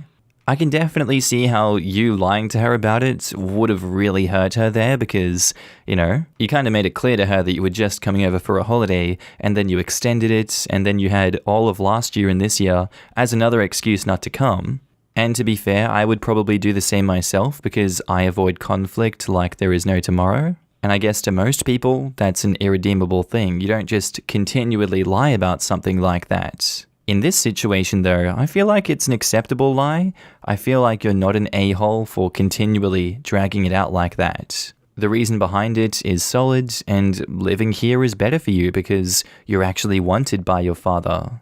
The fact that she remarried 3 months after leaving your father, that is an incredibly short time span. I can get if your mum and dad were in the process of divorce for like a year or two, and in that time she was culminating a relationship with this guy, and then the marriage happened then. But 3 months is nothing. We started this year 4 months ago. I still feel like January was yesterday. The fact that she just moved on with that other family so quickly, and it seems like you were still hurting and grieving from the divorce, just really tells me that you weren't a priority in your mother's life, and you continue not to be a priority. I can't imagine how hard it would be for you to get out of the country, and how hard it would be dealing with her if you had told her about your plans. The fact that you kept her in the dark about it tells me that she's the kind of person that would intentionally take your documents and not let you have them. So that would really jeopardize you living in Australia. Ultimately, to a lot of people, I can see why you would be an a-hole in this situation, because they're like, you can't just lie about that, you kept your mother in the dark. But I think it's acceptable, and I think you're not the a-hole in this situation. Now in the comments, BloodRose80 says, not the a-hole. For everyone saying you're the a-hole or everyone sucks here, they're wrong. Your mother chose to get married 3 months after divorcing your dad. That's not sane. She then basically picks her new husband and stepson over her own daughter. She chose to be entirely selfish and put her needs over being a good mom. She sounds like someone with narcissistic tendencies. I don't blame you for moving away. Also, you're an adult and can choose where you want to live. Your dad seems a lot more supportive. You didn't owe your mum any conversation because she clearly wouldn't have listened and would have sabotaged you leaving. To all the other posters, do you not see the abuse her mother put her through? Like, it was bad enough she felt she needed to escape. I know what that's like, and it's doubtful that some of these posters do. You owe your mother nothing at all. And OP replies, "Thank you for understanding. It was hard to explain to people I knew, unless they had seen or been to my house. Most of the time, people thought my mum must be great because she didn't care where I went. But it was really lonely, and I felt like no one cared, outside of my dad and friend group." Not the a-hole. It sounds like you're in a difficult position, and you felt really hurt by your mum. Ideally, you would have told her sooner, once you were over here in Australia, but I think you did your best given your age and how you were feeling. It's pretty telling that she didn't know how upset you were and didn't even notice that you shipped all your important stuff over here. Welcome to Australia, mate. Also pretty telling that she didn't say, "I'm so sorry for not noticing," but instead asked, "Do you hate me?" Classic manipulative and narcissistic tactic. Not the a-hole. On another note, don't relinquish your US citizenship if you don't have to. With all the political upheavals going on in the world, it's better to keep your options open. In one of the greatest ironies I've seen in the past few years, Brexit champion Nigel Farage has both German and British citizenship. Our next post is by user Pringles Bandit, titled, "Am I the a-hole for telling my boyfriend it's his fault he got into an accident?" So, my boyfriend is a very aggressive driver. Whenever we're on the road, he's always bragging about how he's able to outmaneuver the traffic ahead, and just how does he achieve this? By driving very erratically and cutting in front of other drivers, or swerving across 4 lanes at once without signaling, or taking random, unnecessary, bumpy, shortcut roads that save 2 minutes at most. There's been so many close calls, especially at night, that I prefer to just shut my eyes and grip the door handle for most of the journey because his driving makes me so anxious. It's worth noting that he doesn't necessarily speed, so the close calls would have been minor scrapes due to him cutting in people's lanes if they had happened. So he's not putting our lives in danger, just the car at risk of some very avoidable fender benders. I've complained about it so many times, and he says that the way he drives is necessary because there's always crazy traffic. So it's either drive like that or crawl. So tonight he was driving and there was some traffic as usual, but our turn was coming up on the right, so I expected him to just wait in the lane that we were in. But instead, he swerved across a few lanes just to inch a little further a little quicker, and then swerved back into the lane that we were supposed to be in to make the turn, all in the space of a few minutes. While doing this, another car bumped into him and chipped the paint on his car, but there was no dent. He was livid and blaming the driver, but the driver wasn't having it since he was clearly at fault. He expected me to back him up, but I didn't say a word the whole time because I was very irritated myself. I had told him to just be patient, but as usual, he didn't listen. I waited in the car while he settled with the other driver, and when he got back, he was upset with me for not having his back. I told him that the other driver wasn't at fault and he should have just waited. He said that the only reason we were out tonight was because I wanted to pick something up, so I was being extremely ungrateful since he was doing me a favor, and this wouldn't have happened if we weren't on the road tonight because of me. To which I said, it wouldn't have happened if you weren't driving like an effing lunatic. We rode back home in silence, and he hasn't spoken to me since. Am I the a-hole? This is like a mix-up of judgments here. I mean, it's very easy to give it a everyone sucks here judgment, but to answer your question in this one, am I the a-hole for telling my boyfriend it's his fault he got into a car accident? No, you're not the a-hole for telling him that. He's an a-hole in this situation for saying it's your fault that he got into it. He's the crazy erratic driver, and he's the one putting everyone on the road's lives in danger.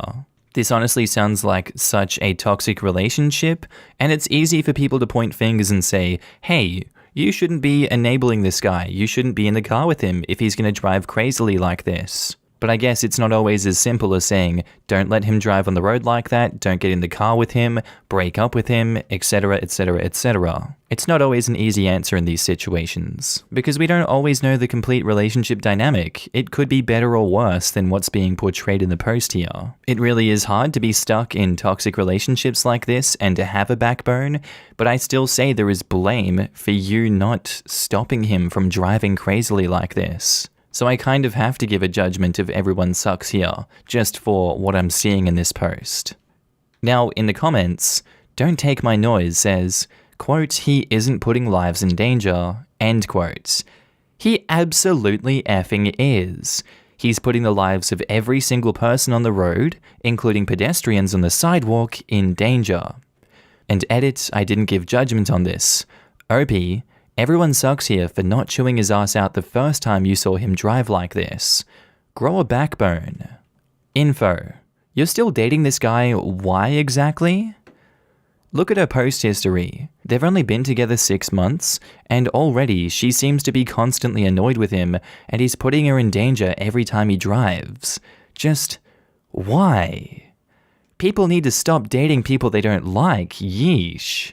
Not the a-hole for not backing him, you're the a-hole for attempting to justify and minimize his dangerous and deadly actions.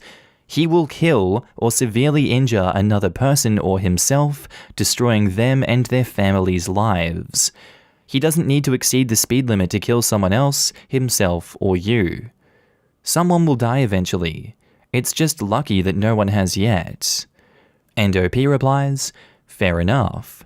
I guess I never considered the possibility of serious injury because I always thought that you had to be speeding to crash. But I now understand the danger he poses to myself and other people. We'll definitely have a serious conversation with him. Not the a-hole. Is he aggressive in other areas of the relationship? This behavior is quite concerning. Do you drive? I wouldn't want to be in the car with someone who drives like this. And OP replies, no, he's not aggressive in the relationship. He's actually the opposite. Very mild-mannered and non-confrontational. I don't know if this is road rage as much as it is him getting a thrill out of driving like this and beating the traffic and outsmarting other drivers, which are his words. He's usually a very kind and considerate person, but when it comes to driving, doesn't see how his actions on the road could possibly hurt someone since it hasn't yet. I'm sorry, but I really think you're in denial here. You say he's mild-mannered and his driving isn't about aggression or road rage, but he literally got into a fight with another driver about an accident that he caused while you watched, then was mad at you for not backing him up? There's no way that this aggression and arrogance and recklessness will not manifest in other ways in your relationship. What do you guys think of this one? Because it really does sound like we're not getting the full story, and this is really messed up. And our next post is by user OwnButterfly7465, titled, Am I the a-hole for not changing my baby's name again after I changed it for my sister once already? All names are fake. So I have a 9-year-old daughter and another one on the way. I had 2 grandmothers, Annie and Rose. I named my oldest Annabelle after Nanny Annie, whose full name was also Annabelle. I did not name her after Nana Rose, as at the time she was born, Nana Rose was still with us. When I found out I was pregnant with a second, I decided to name her after Nana Rose, who passed in 2017. My sister, Lucy, got pregnant about 5 months before me. She says that she wants to name her baby Rose after Nana Rose. I say our kids can share the name. And she says that I already have Annabelle, and I could have named her Annabelle Rose or something, but passed up the chance, so I can't also have Rose. I figure this is not the hill to die on, so I say I'll look for something else, but reserve the right to use Rose. I then crack open a baby book, and a few entries after Rose is Rosalie. It's perfect. It honors Nana Rose, doesn't piss off Lucy, and my boyfriend loves it. Lucy finds out the new name and says it's lovely and she approves, which annoys me, but I say nothing. This all takes place in the 8th month of her pregnancy, 3rd month of mine, so I don't even know the gender yet, and this is all hypothetical. A couple weeks later, Lucy gives birth. A few days ago, about a month after birth, she announces that her daughter's name is Rosalie. At this point, I'm really annoyed, because I went to great lengths to leave the name Rose available, and she's nicked my choice. Mum calls me to say she knew what Lucy was planning, and she hopes I'm not upset because this means I can now name my incoming daughter Rose. Except, I'm now attached to Rosalie. I tell my mum that I'm sticking with Rosalie. She says Lucy has Rosalie, and I say there's going to be 2 Rosalies in the family. She says this is impractical, as both Rosalies will have the same surname. Sister is a single mum, boyfriend is taking my name. And they will likely be in the same school and year group, so this will cause all manner of issues. I say if it's going to be an issue, then I'll deal with it if and when it comes up. Lucy then calls me, calling me an inconsiderate prick, and says I'm being petty, that I don't have a monopoly on the name, and that she can name her kid what she likes. I said that's all true, so by the same logic, I can use Rosalie. She says there can't be 2 Rosalies as it'll cause problems, and I say that she's the one who has a problem with it, so she can change her kid's name or deal with it. She again called me an inconsiderate, spiteful ass, and hung up. Mum, Dad, and our brother all side with Lucy. Am I the a-hole? And edit, I appreciate the alternate name suggestions that stem from Rosalie, and I do find reading them interesting, but I did say that all names are fake. So, in the nicest way possible, Rosalie-inspired names aren't really helping me, lol. Also, it has been confirmed I'm having a girl. I'm just picturing the house party scene from The Office where Michael's like, you can't just have me have the vasectomy and then reversal and then vasectomy and the reversal again. Snip, snap, snip, snap, snip, snap. This is goddamn frustrating, and I would be pissed off if I was OP in this situation. Like, genuinely, who does this think she is? Taking the name, saying you have to change it. Okay, I'll change it. I take this one, and then you take that name too, and you say you have to change it again. Like, piss off, man. Pick a name. Change your kid's name. I've already changed it for you once. You can't just keep stealing names and then saying they have to change it because the names are going to be the exact same in school. And they knew they could get away with this because they were having their baby first. But I can definitely see this sister being the genuine level of crazy of having her baby second, still wanting the name, and then asking that OP change the name because, you know, that's the realm of insanity that we're leaping into here. I don't get why they have to insist the kids go to the same district, same school. That seems to be where the crux of the issue is. And screw this sister for continually stealing names and imposing that on OP. I genuinely think the best solution here is to change the sister's kid's name back to Rose. OP has been more than accommodating in this situation. The sister is being a complete ass. Screw her. OP is not the a-hole. Now in the comments, not the a-hole, but honestly, your first mistake was giving in and negotiating with your emotional terrorist sister. And OP replies, I should have never entertained it, but I just figured there would be better hills to die on, and it could be tricky to have cousins with the same name anyway. Your sister is an a-hole, as is your mother for enabling her.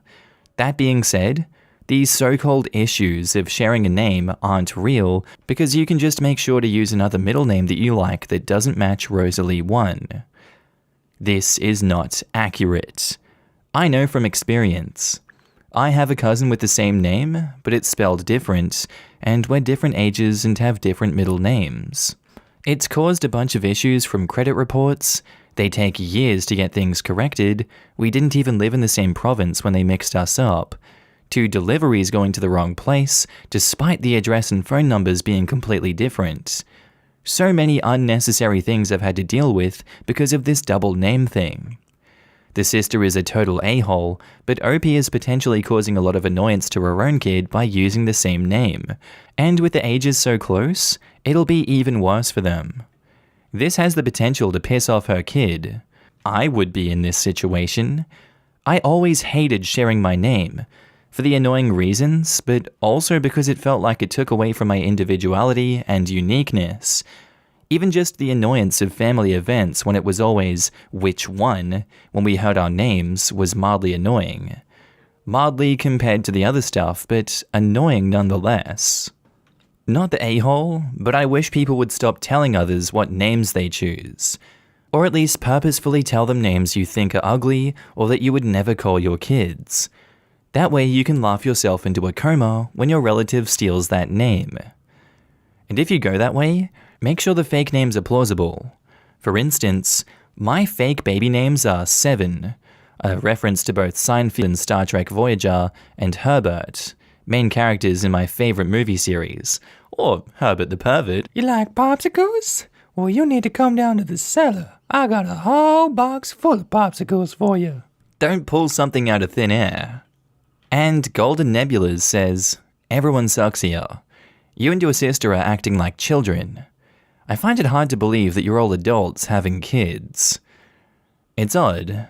Every time I read posts like this, it always seems like the actual children involved are an afterthought. My mother started a naming trend with me and my family, and my aunt took it and ran. I always felt bad for my cousins because I was the eldest and first, so everything they did was after me, and I was always brought up in school and sports when teachers and coaches connected the dots. It's always more than a name. Yes, this is such a good point. The situation is more complex than whether OP is the a-hole or not. She needs to put her daughter first. Agree, everyone sucks here, leaning toward more you're the a-hole. So rude to try to nick both grandma's names, fake changing the name. The sister is further along than she is. She doesn't even know the gender, and she's trying to corner the market. And hate the way this is written to manipulate the results. Also, I was reading how horrible they both come across and waiting for the mum to be involved. And there it was. Probably been playing them for years. I reserve the right to use the name? Sister sounds like a pain, but OP sounds entitled. What better way to honor your dead relatives than by disrespecting your living ones? Posted by user Throw592639. Titled, Am I the a-hole for telling my girlfriend I don't have time for chores? So, I, male 36, was in the army for several years. After I got out, I started community college to become an engineer. I'm currently working part-time at a job that requires physical work, and when I come home at noon, I do 2 classes until 4-ish. They both meet every day for an hour and are pre-recorded videos since I can't attend classes during the day. It usually takes me longer to get through each video since I also take notes. Afterwards, I mainly do my homework because we have a ton of homework. I'm always exhausted at the end of the day because of my job and the fact that I go to school. Here's the thing. Engineering classes are hard. Like, really hard. Calculus and crap. I don't have time to cook and clean around the apartment. My girlfriend, on the other hand, works from home. She's a full-time PhD student, works part-time as a research assistant, and is working full-time, but she does all of this from home. She has time on her hands, yet she keeps insisting on me helping her cook and clean around our apartment. I tell her I don't have time, and that I don't care for her to cook for me all the time. Just focus on herself. I can find my own food. But now she's upset because she feels like she puts in all the effort into this relationship and apartment to make it home for us. We both moved to this city when I was still in the army and don't live close to family members.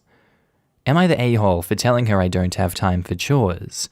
I feel like her workload isn't as exhausting as mine, and it's only fair that I focus more on my classes since I feel like I'm behind because of my age. Meanwhile, she's already well into her career, but is getting the PhD when she already has a good enough paying job. So, am I the a-hole? So, you're saying she's working part-time as a research assistant and working full-time, but also doing a PhD full-time from home? Does that not sound like an incredibly stressful and full workload that she has in her hands? Just because you don't care about her cooking for you all the time doesn't mean you don't put an effort in anyway and eat the meals she's willing to make for you. Conversely, You should be stepping up and cleaning the house and making meals for her and yourself too. Is that not a normal thing to expect from a partner in a relationship? I feel like you're finding excuses not to do these things when she obviously does so much more work than you. You have such a defeatist mentality, it's genuinely sad to see you typing all of this out. Go reevaluate your priorities in this life before you say something or do something further that's going to severely impact your relationship. Something has to change, or something is going to change depending on what you do. With your current attitude and actions though, I would say for sure you're the a-hole here. Now in the comments, Leatherhog says, "You're the a-hole. Get over yourself. How did you survive in the military with this whiny, I have it the worst attitude? She's getting her PhD, works both full and part-time, but you have a part-time job and community college classes and can't be bothered to be an adult? You're not even doing close to what she does. You're the a-hole. I dated you in my 20s. He started law school and suddenly it was impossible for him to do so much as pick up milk from the grocery store, let alone clean a damn thing. It doesn't have to be clean, he'd say, illustrating in yet another way that he did not care about me, my mental or physical health, or my happiness. I broke up with him, but it took longer than it should have for me to realize that being a supportive partner didn't mean I had to put up with a completely unsupportive one. Break up with this poor woman. It's truly the kindest thing you can do. Then you can be tired alone in a hovel of your own making as you seem to want. How in the world is her workload not as exhausting as yours? Even if you come to an agreement on food, during really busy times, sometimes you just gotta eat takeout, you have to pull your own weight as a human being and at least clean and do the other chores around the house. You're the a-hole. I don't think he realizes how much work goes into keeping a household running. He was probably at his parents' house before he served, and he has never had the realization of, if I want food, I need to plan out what I need and buy it. Or that the floor gets real gross real fast and needs to be vacuumed. To him, houses stay clean and food just appears in the fridge. Our next post is by user DE1Dre, titled, "Am I the a-hole for telling my girlfriend to grow up?" So me, 23 male, and my girlfriend, 27 female, have been together for about 5 years. 4, but literally a week from 5. And 3 years into the relationship, we had a child. For context, he wasn't a planned child by any means, as we had taken birth control measures. Early on, I wore protection, and then she started taking birth control. Neither of us know how the child happened, but we accepted that it happened and moved on. I finished up the last bit of college I had, and found a job before the baby arrived. She stopped working, as my income was now enough, and now stays home with the baby, as we discussed that that was what would be best. In the following years since the birth of my son, my girlfriend has grown increasingly more intolerant. At first, she was elated, wanted to show him off, and was happy to deal with everything. Then it grew to her being annoyed by small things. She wanted me to change every diaper. We split them once I'm home and during off days, and was annoyed by everything our son did. Flash forward to now, and contrary to the saying, terrible twos, he tends to be very well balanced. He doesn't cry that much, he adapted to potty training quickly and well, and he doesn't really fuss. My girlfriend has been going out a lot. I don't have a problem with it because everyone needs time to have fun and relax. This night was a night she went out. A few nights ago, my son came to my side of the bed. He woke me up and told me that he had peed in his sleep. I told him it was okay. I woke up my girlfriend and told her, and asked her to clean him up quickly while I went and cleaned it. She took a minute to wake up, so I went ahead and left to go clean it up. In the middle of it, I heard her screaming at our son. I go in there and ask her why she's screaming at him, and she responds it's because he peed the bed. I told her he's 2 and that accidents happen. This shouldn't be a moment to scold him and scream. She said that since I could be better, I should do it. So I helped him get cleaned up and then cleaned up in his room, and by that time, he fell asleep on the couch. I covered him up and went back to my room. When I got back is when the argument started. I told her that I shouldn't have to handle that alone because she can't control her anger. She told me that since I was such a good parent, I should quit my job and stay at home, and she should go to work, since she's so horrible. She went on with this for about 5 minutes before telling me she regrets having our son. A little shocked, I told her she didn't have a way of finding a job capable of supporting us and that she proposed the idea of staying home when he was born. I told her she needed to grow up because the way she was acting will be something he remembers. Ever since, we've barely spoke, and now I'm wondering if I took it too far.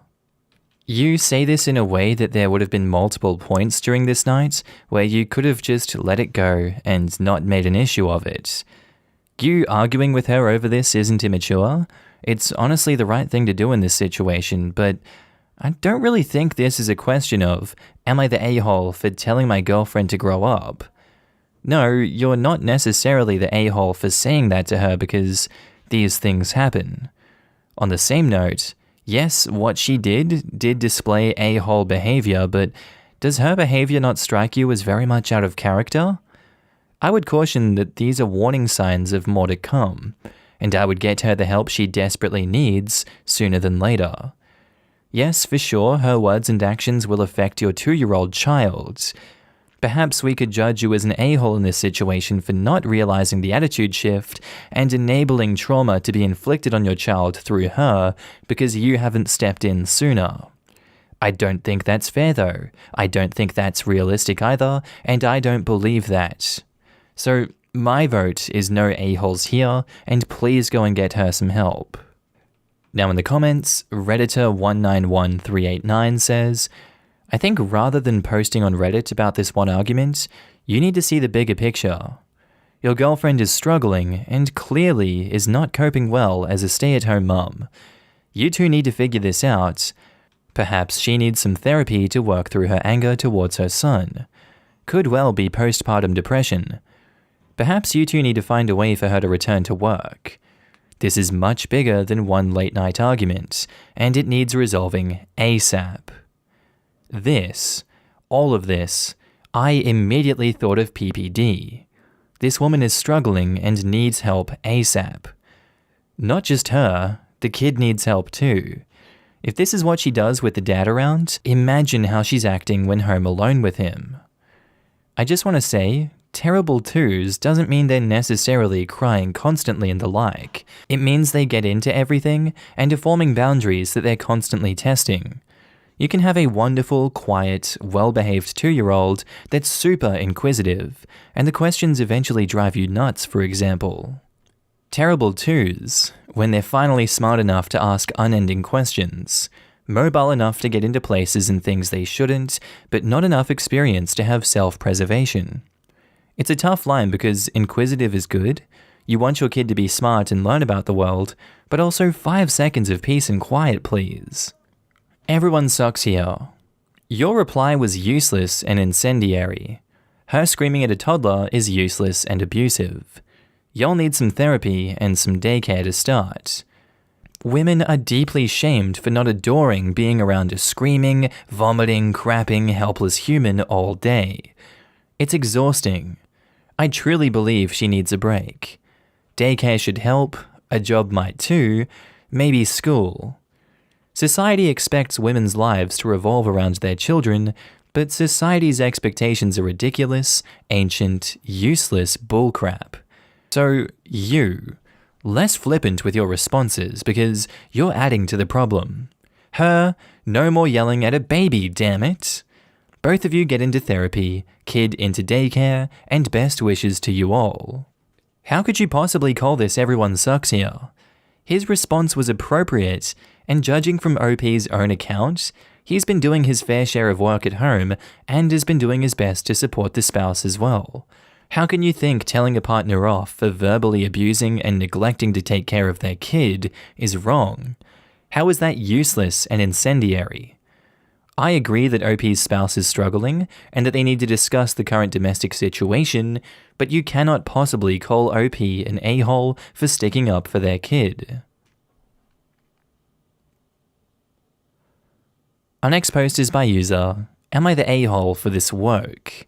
Titled, Am I the a-hole for using all of my improvements and comfort budget to upgrade my office, even though the company is letting people go? I guess the reason I'm asking is, I was basically called a bear by one of our former employees, who I happened to see at dinner last night, and I don't want to be a totally out of touch a-hole. So I work for my family's construction company after getting my MBA last year. My great-grandpa started the company in 1960, and me and my second cousin are slated to be the president and CEO when my dad and his cousin retire. Construction has been up and down with the pandemic, and while we've done a good job at keeping our actual field employees on, we've had to cut office staff by 33%, and the people who are left have a bigger workload. In my current job, I'm able to work from home, but found out pretty quickly that my office just didn't work. So my dad told me upon getting hired that I could have as much money as I needed to redo my office at work. My aunt, who was a very heavy smoker, worked in there, and even pandemic notwithstanding, it was basically unusable. So I'm guessing my dad realized this. I asked my dad in a staff meeting if I could use the money for my home office instead, and he said that was fine. All executives get an annual improvement/comfort budget, so my dad said using mine at my house was fine. I ended up assigning several of our field employees to my project, and it turned out awesome, but it wickedly overran my cost estimates. This happens in construction, so not the end of the world. But the issue is the field employees talked, and word got around to include how much I spent. I wasn't aware of this until I ran into the ex-accounts payable girl at a bar last night, and she basically looked like she wanted to rip my face off, called me every name in the book, and even knew the exact amount I'd used to remodel my house for my office. It really hurts my feelings because I didn't do anything the boss didn't want me to do. I even gave some guys work and approved overtime. I feel terrible that she lost her job, but she's really good, so I'm sure she'll be okay. I didn't break any rules, but am I the a-hole? OP has offered the following explanation for why they think that they might be the a-hole. Hi, I might be the a-hole because I spent approved money on personal improvements while we had to lay off people at our family business. I think you're just woefully out of touch with reality, seeing as you continue to justify yourself, even after she had a go at you for losing her job, and you're kinda just rubbing your reckless spending in her face. It just seems so unnecessary to have to remodel your house to be someone that's just working at home. That money could have been used to keep her in her job. No wonder she's so pissed off at you. I think you lack so much empathy for the poor woman here. I just don't know what to say besides you're the a-hole. Now in the comments, Being International 15 says, you're the a-hole. Your company is losing money and firing people, so you take a large amount of cash to redo your office space at home. You are the epitome of corporate greed. Definitely. You're the a-hole. This is outrageously out of touch. My family owns a manufacturing business, and I would never dream of having employees perform functions like this while laying people off for exactly this reason.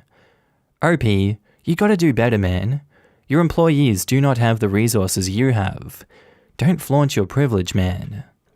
I'm confused as to why a home office even requires construction, let alone several workers and going over budget. Like, usually the room is there already. I'm thinking desk, chair, computer. What was the job?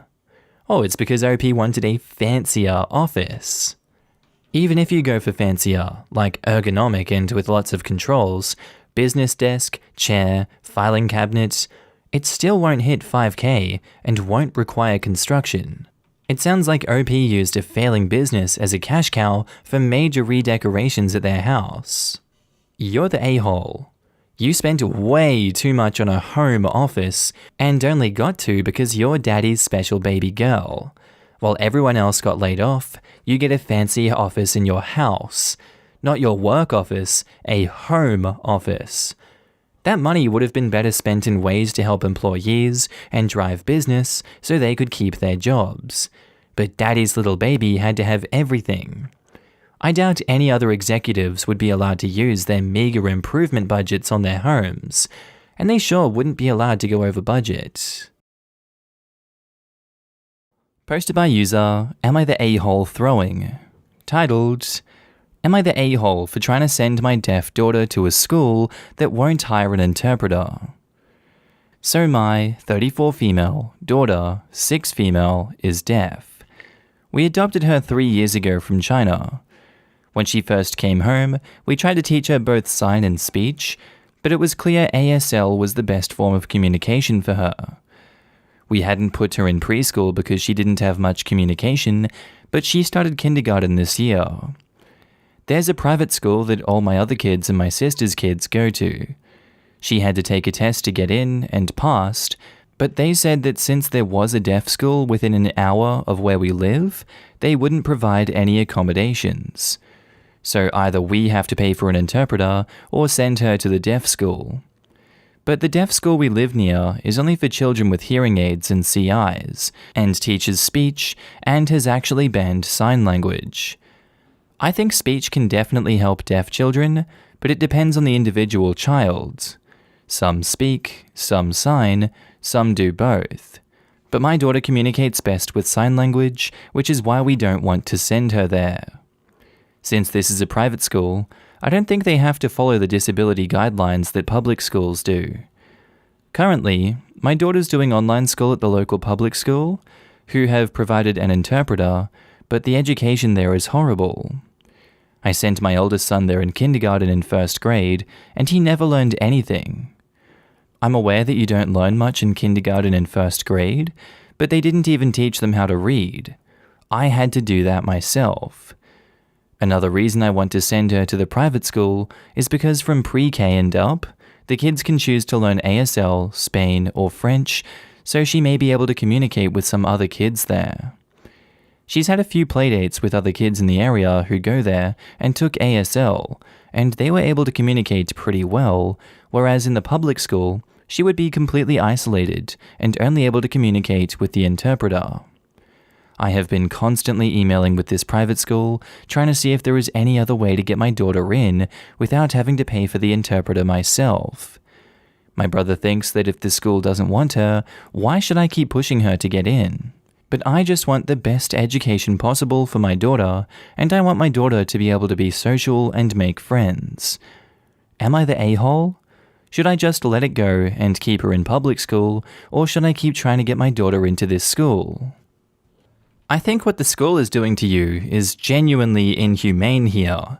The blatant lies and deception trying so hard not to hire an interpreter when they're legally required to is just insane.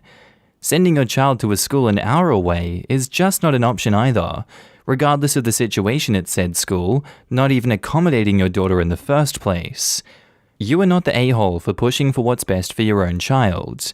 It's commendable, and you should definitely keep pushing for them. Now in the comments, Cat-Eyed Troll says, private schools are still required to comply with AITA. They must provide auxiliary aid within reason for deaf or hard of hearing students.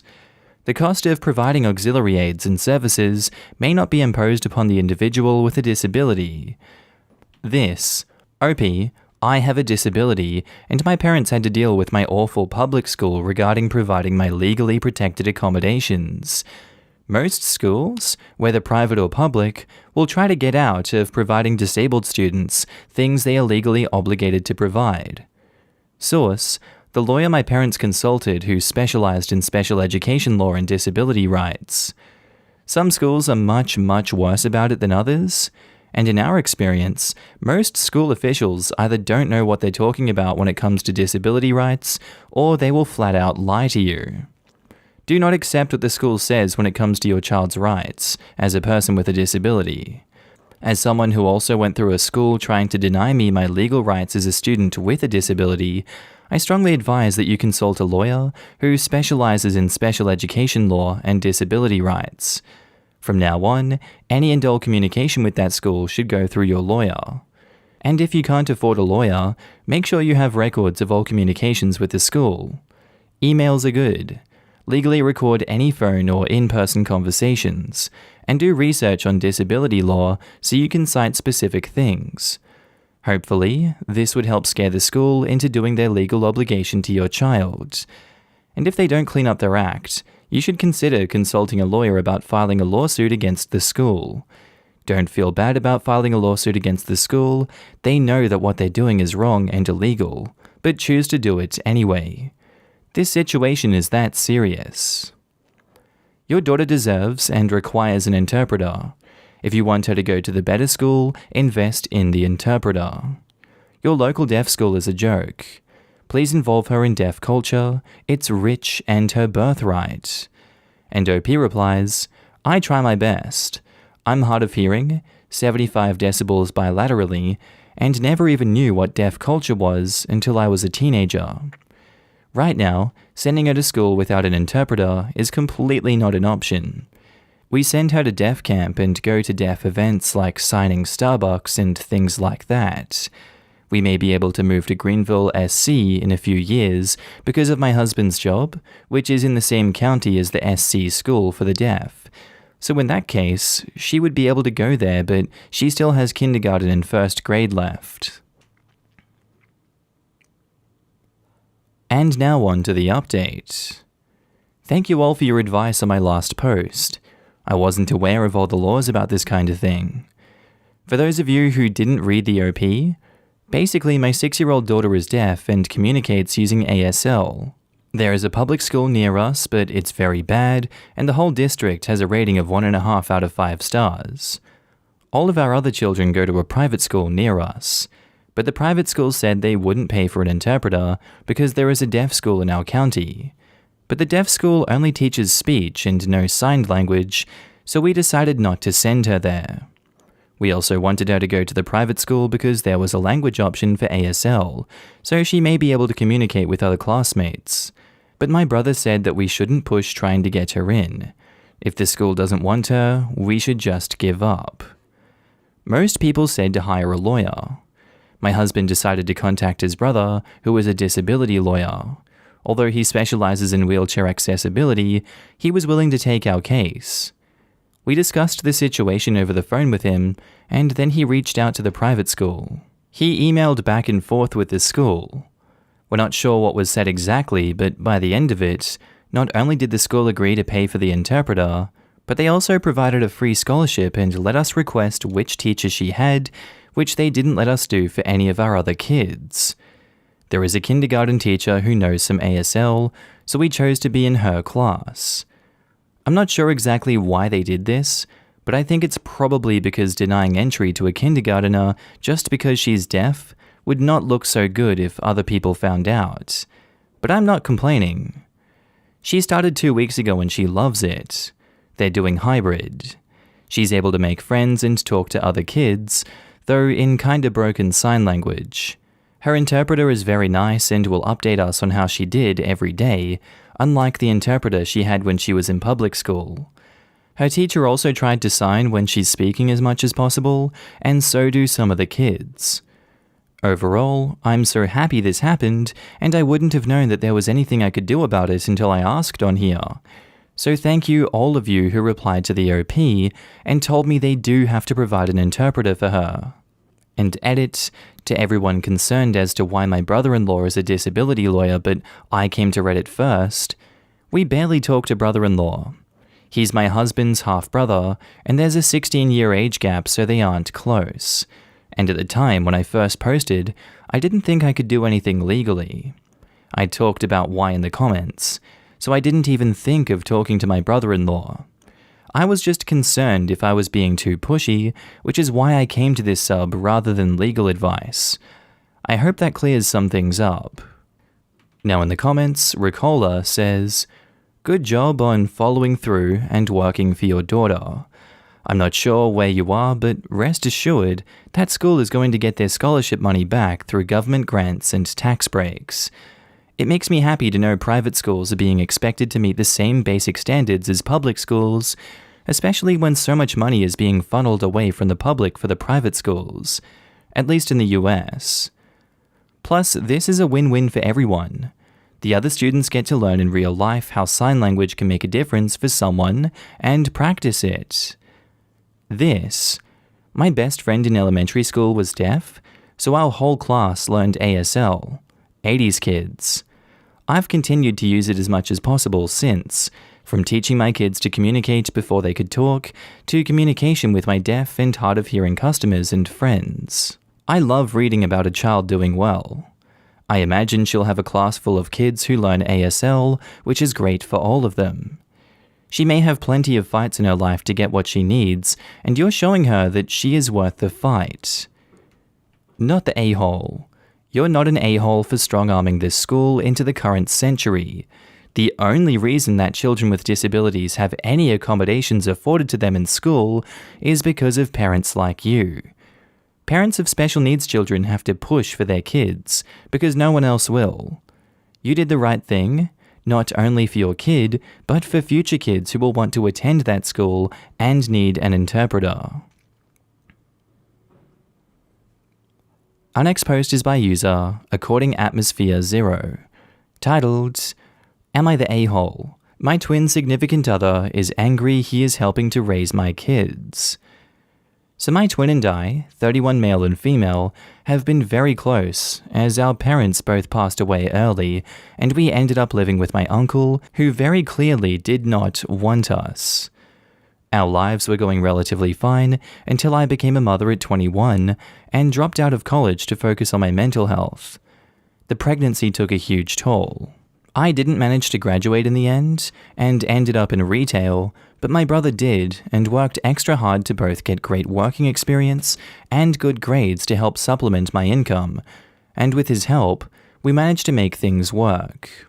Since then, our paths diverged. He has gone on to become a successful business owner, and I'm happy with the craft-related job that I have that allows me to work from home and gives me time to take care of my own set of twins. We've remained close though, and he's not stopped taking care of my kids. Since his business took off about 5 years ago, he has paid for most, if not all, of the kids' expenses and contributing to their savings. While I'm not 100% sure of his income, I can safely say it's probably in the middle-high 6 figures. He spends probably around $100,000 each year on the kids in various forms, like investments, gifts, schooling, etc. When he first started dating Jane and the kiddos were 7, she was not happy that he would stay over sometimes to help babysit overnight to give me a break and spend time with the kids instead of going out with her. She was also unhappy that we slept in the same bed when he did that. I was in a 1-bedroom apartment at that time, and the alternative was basically a wooden platform that doubled as my couch. He stopped doing both at her behest, but she never really liked me after that. Throughout the past 4 years, she's been throwing snide remarks about me about my brother paying for my kids, which I accept because he is paying for them, and that's his choice. But recently, she posted a disgusting comment on SM, implying that my brother was the father of the twins and how disgusting it was that I was forcing him to pay for them. It was deleted within the hour, but I managed to get a screenshot. I have thus 2 questions. 1. Am I the a-hole for accepting his financial help to give my kids a better life than the one I can afford? He has expressed many times over the years that he's extremely happy to do so. And 2, would I be the a-hole for sending the screenshot to my brother? Knowing him, it would probably mean the end of their relationship, as he did not treat the last guy who implied that in front of me well and cut ties with him. Edit to add, the twins' bio father is not and will never be in the picture. And as his business took off earlier, my brother asked me to spend more time at home with the twins, as my earlier retail jobs had me out 50+ hours a week. My current job has earned me more money over the years, as I've been able to build up a stock of digital patents that are for sale. Of course, I wouldn't be able to provide them the same quality of life if I raised them on my money alone. And I'm not proud enough to yank them out of their schools, activities, and lives just so I can say I raised them alone. Yes, his girlfriend knew of the arrangement early on in their relationship, And lastly, I asked, and he said he has no plans for kids of his own. So then to answer your points, I don't think that you're an a-hole for accepting his financial help. He offered and is more than happy to be a contributing factor in their lives. There is no issue there. And I don't think you'd be an a-hole either for sending the screenshot to your brother. If that means the end of their relationship, then why hold that back from him? It only hurts you more holding that back from him, and he deserves to know the truth. All in all, I've got to say not the a-hole. Now in the comments, Caught in the Middle says, not the a-hole. I'd send it. He seems like a lovely guy, and he loves you and the kids. If it was causing him financial stress, it'd be different, but he's choosing to help out, which is just so nice. He may as well know that she feels this way before he puts a ring on it. She's probably more jealous though, and that translates to anger. She's concerned that her future with him will always be tied with you, which it will, and she'll never be able to win. Because it shouldn't be a competition? On a further note, I had a son at 17. He is now 10 and is the light of my life. My older brother borrowed him today to take him out target shooting so kiddo can practice for the next scout badge. While they were off having manly time, I was hanging out making cookies and watching Toy Story with my brother's son, who's nearly 3, while my brother's significant other had to work. Basically, families support each other because that's just what happens. Where there is love, there is life. Life is super lonely otherwise. Not the a-hole. If your twin has chosen to help you, that's his choice. He clearly loves your kid and is a good uncle. His girlfriend's attitude towards you is super nasty, and the fact she keeps implying incest is really disgusting on her part. And Adventures to Come says, 1. Not the a-hole. Your brother has every right to provide whatever support he wants to his family. If his significant other has a problem, then she needs to take it up with him, not use super passive-aggressive SM posts to attack you. And 2, you need to tell your brother. This wasn't just an attack on you, it was an attack on him as well. He needs to know what his significant other is saying behind his back, especially when it's something that could affect his family dynamic. And now on to the update. Wow, it's been almost a year. I just remembered this account and thought I'd log in to give an update. In the end, I didn't let my brother know of the screenshots until after they broke up. She was pressuring him to get married and he didn't want to. All things considered, 2020 could have gone worse. The twins have adapted well to the many, many changes in school environments this year, and I'm so proud of them.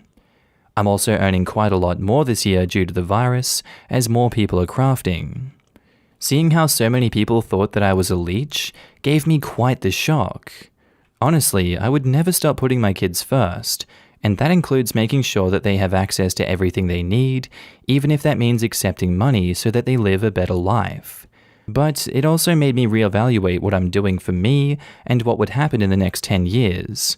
So I'll be going back to finish my bachelor's in the fall this year because the credits still count. Thanks for your comments. Now in the comments, Fish and Sheep says, just wanted to say from the perspective of someone more in your brother's position, I would do anything for my nieces and nephews. I can't spend quite the same amount as your brother, but proportionally to my income, I'm happy to spend a very large amount on their well-being and education. I do this because I want to. I do not and would never see their parents as leeches. I'm fortunate to be in the position I'm in, and I want to share. I bet your brother feels the same way.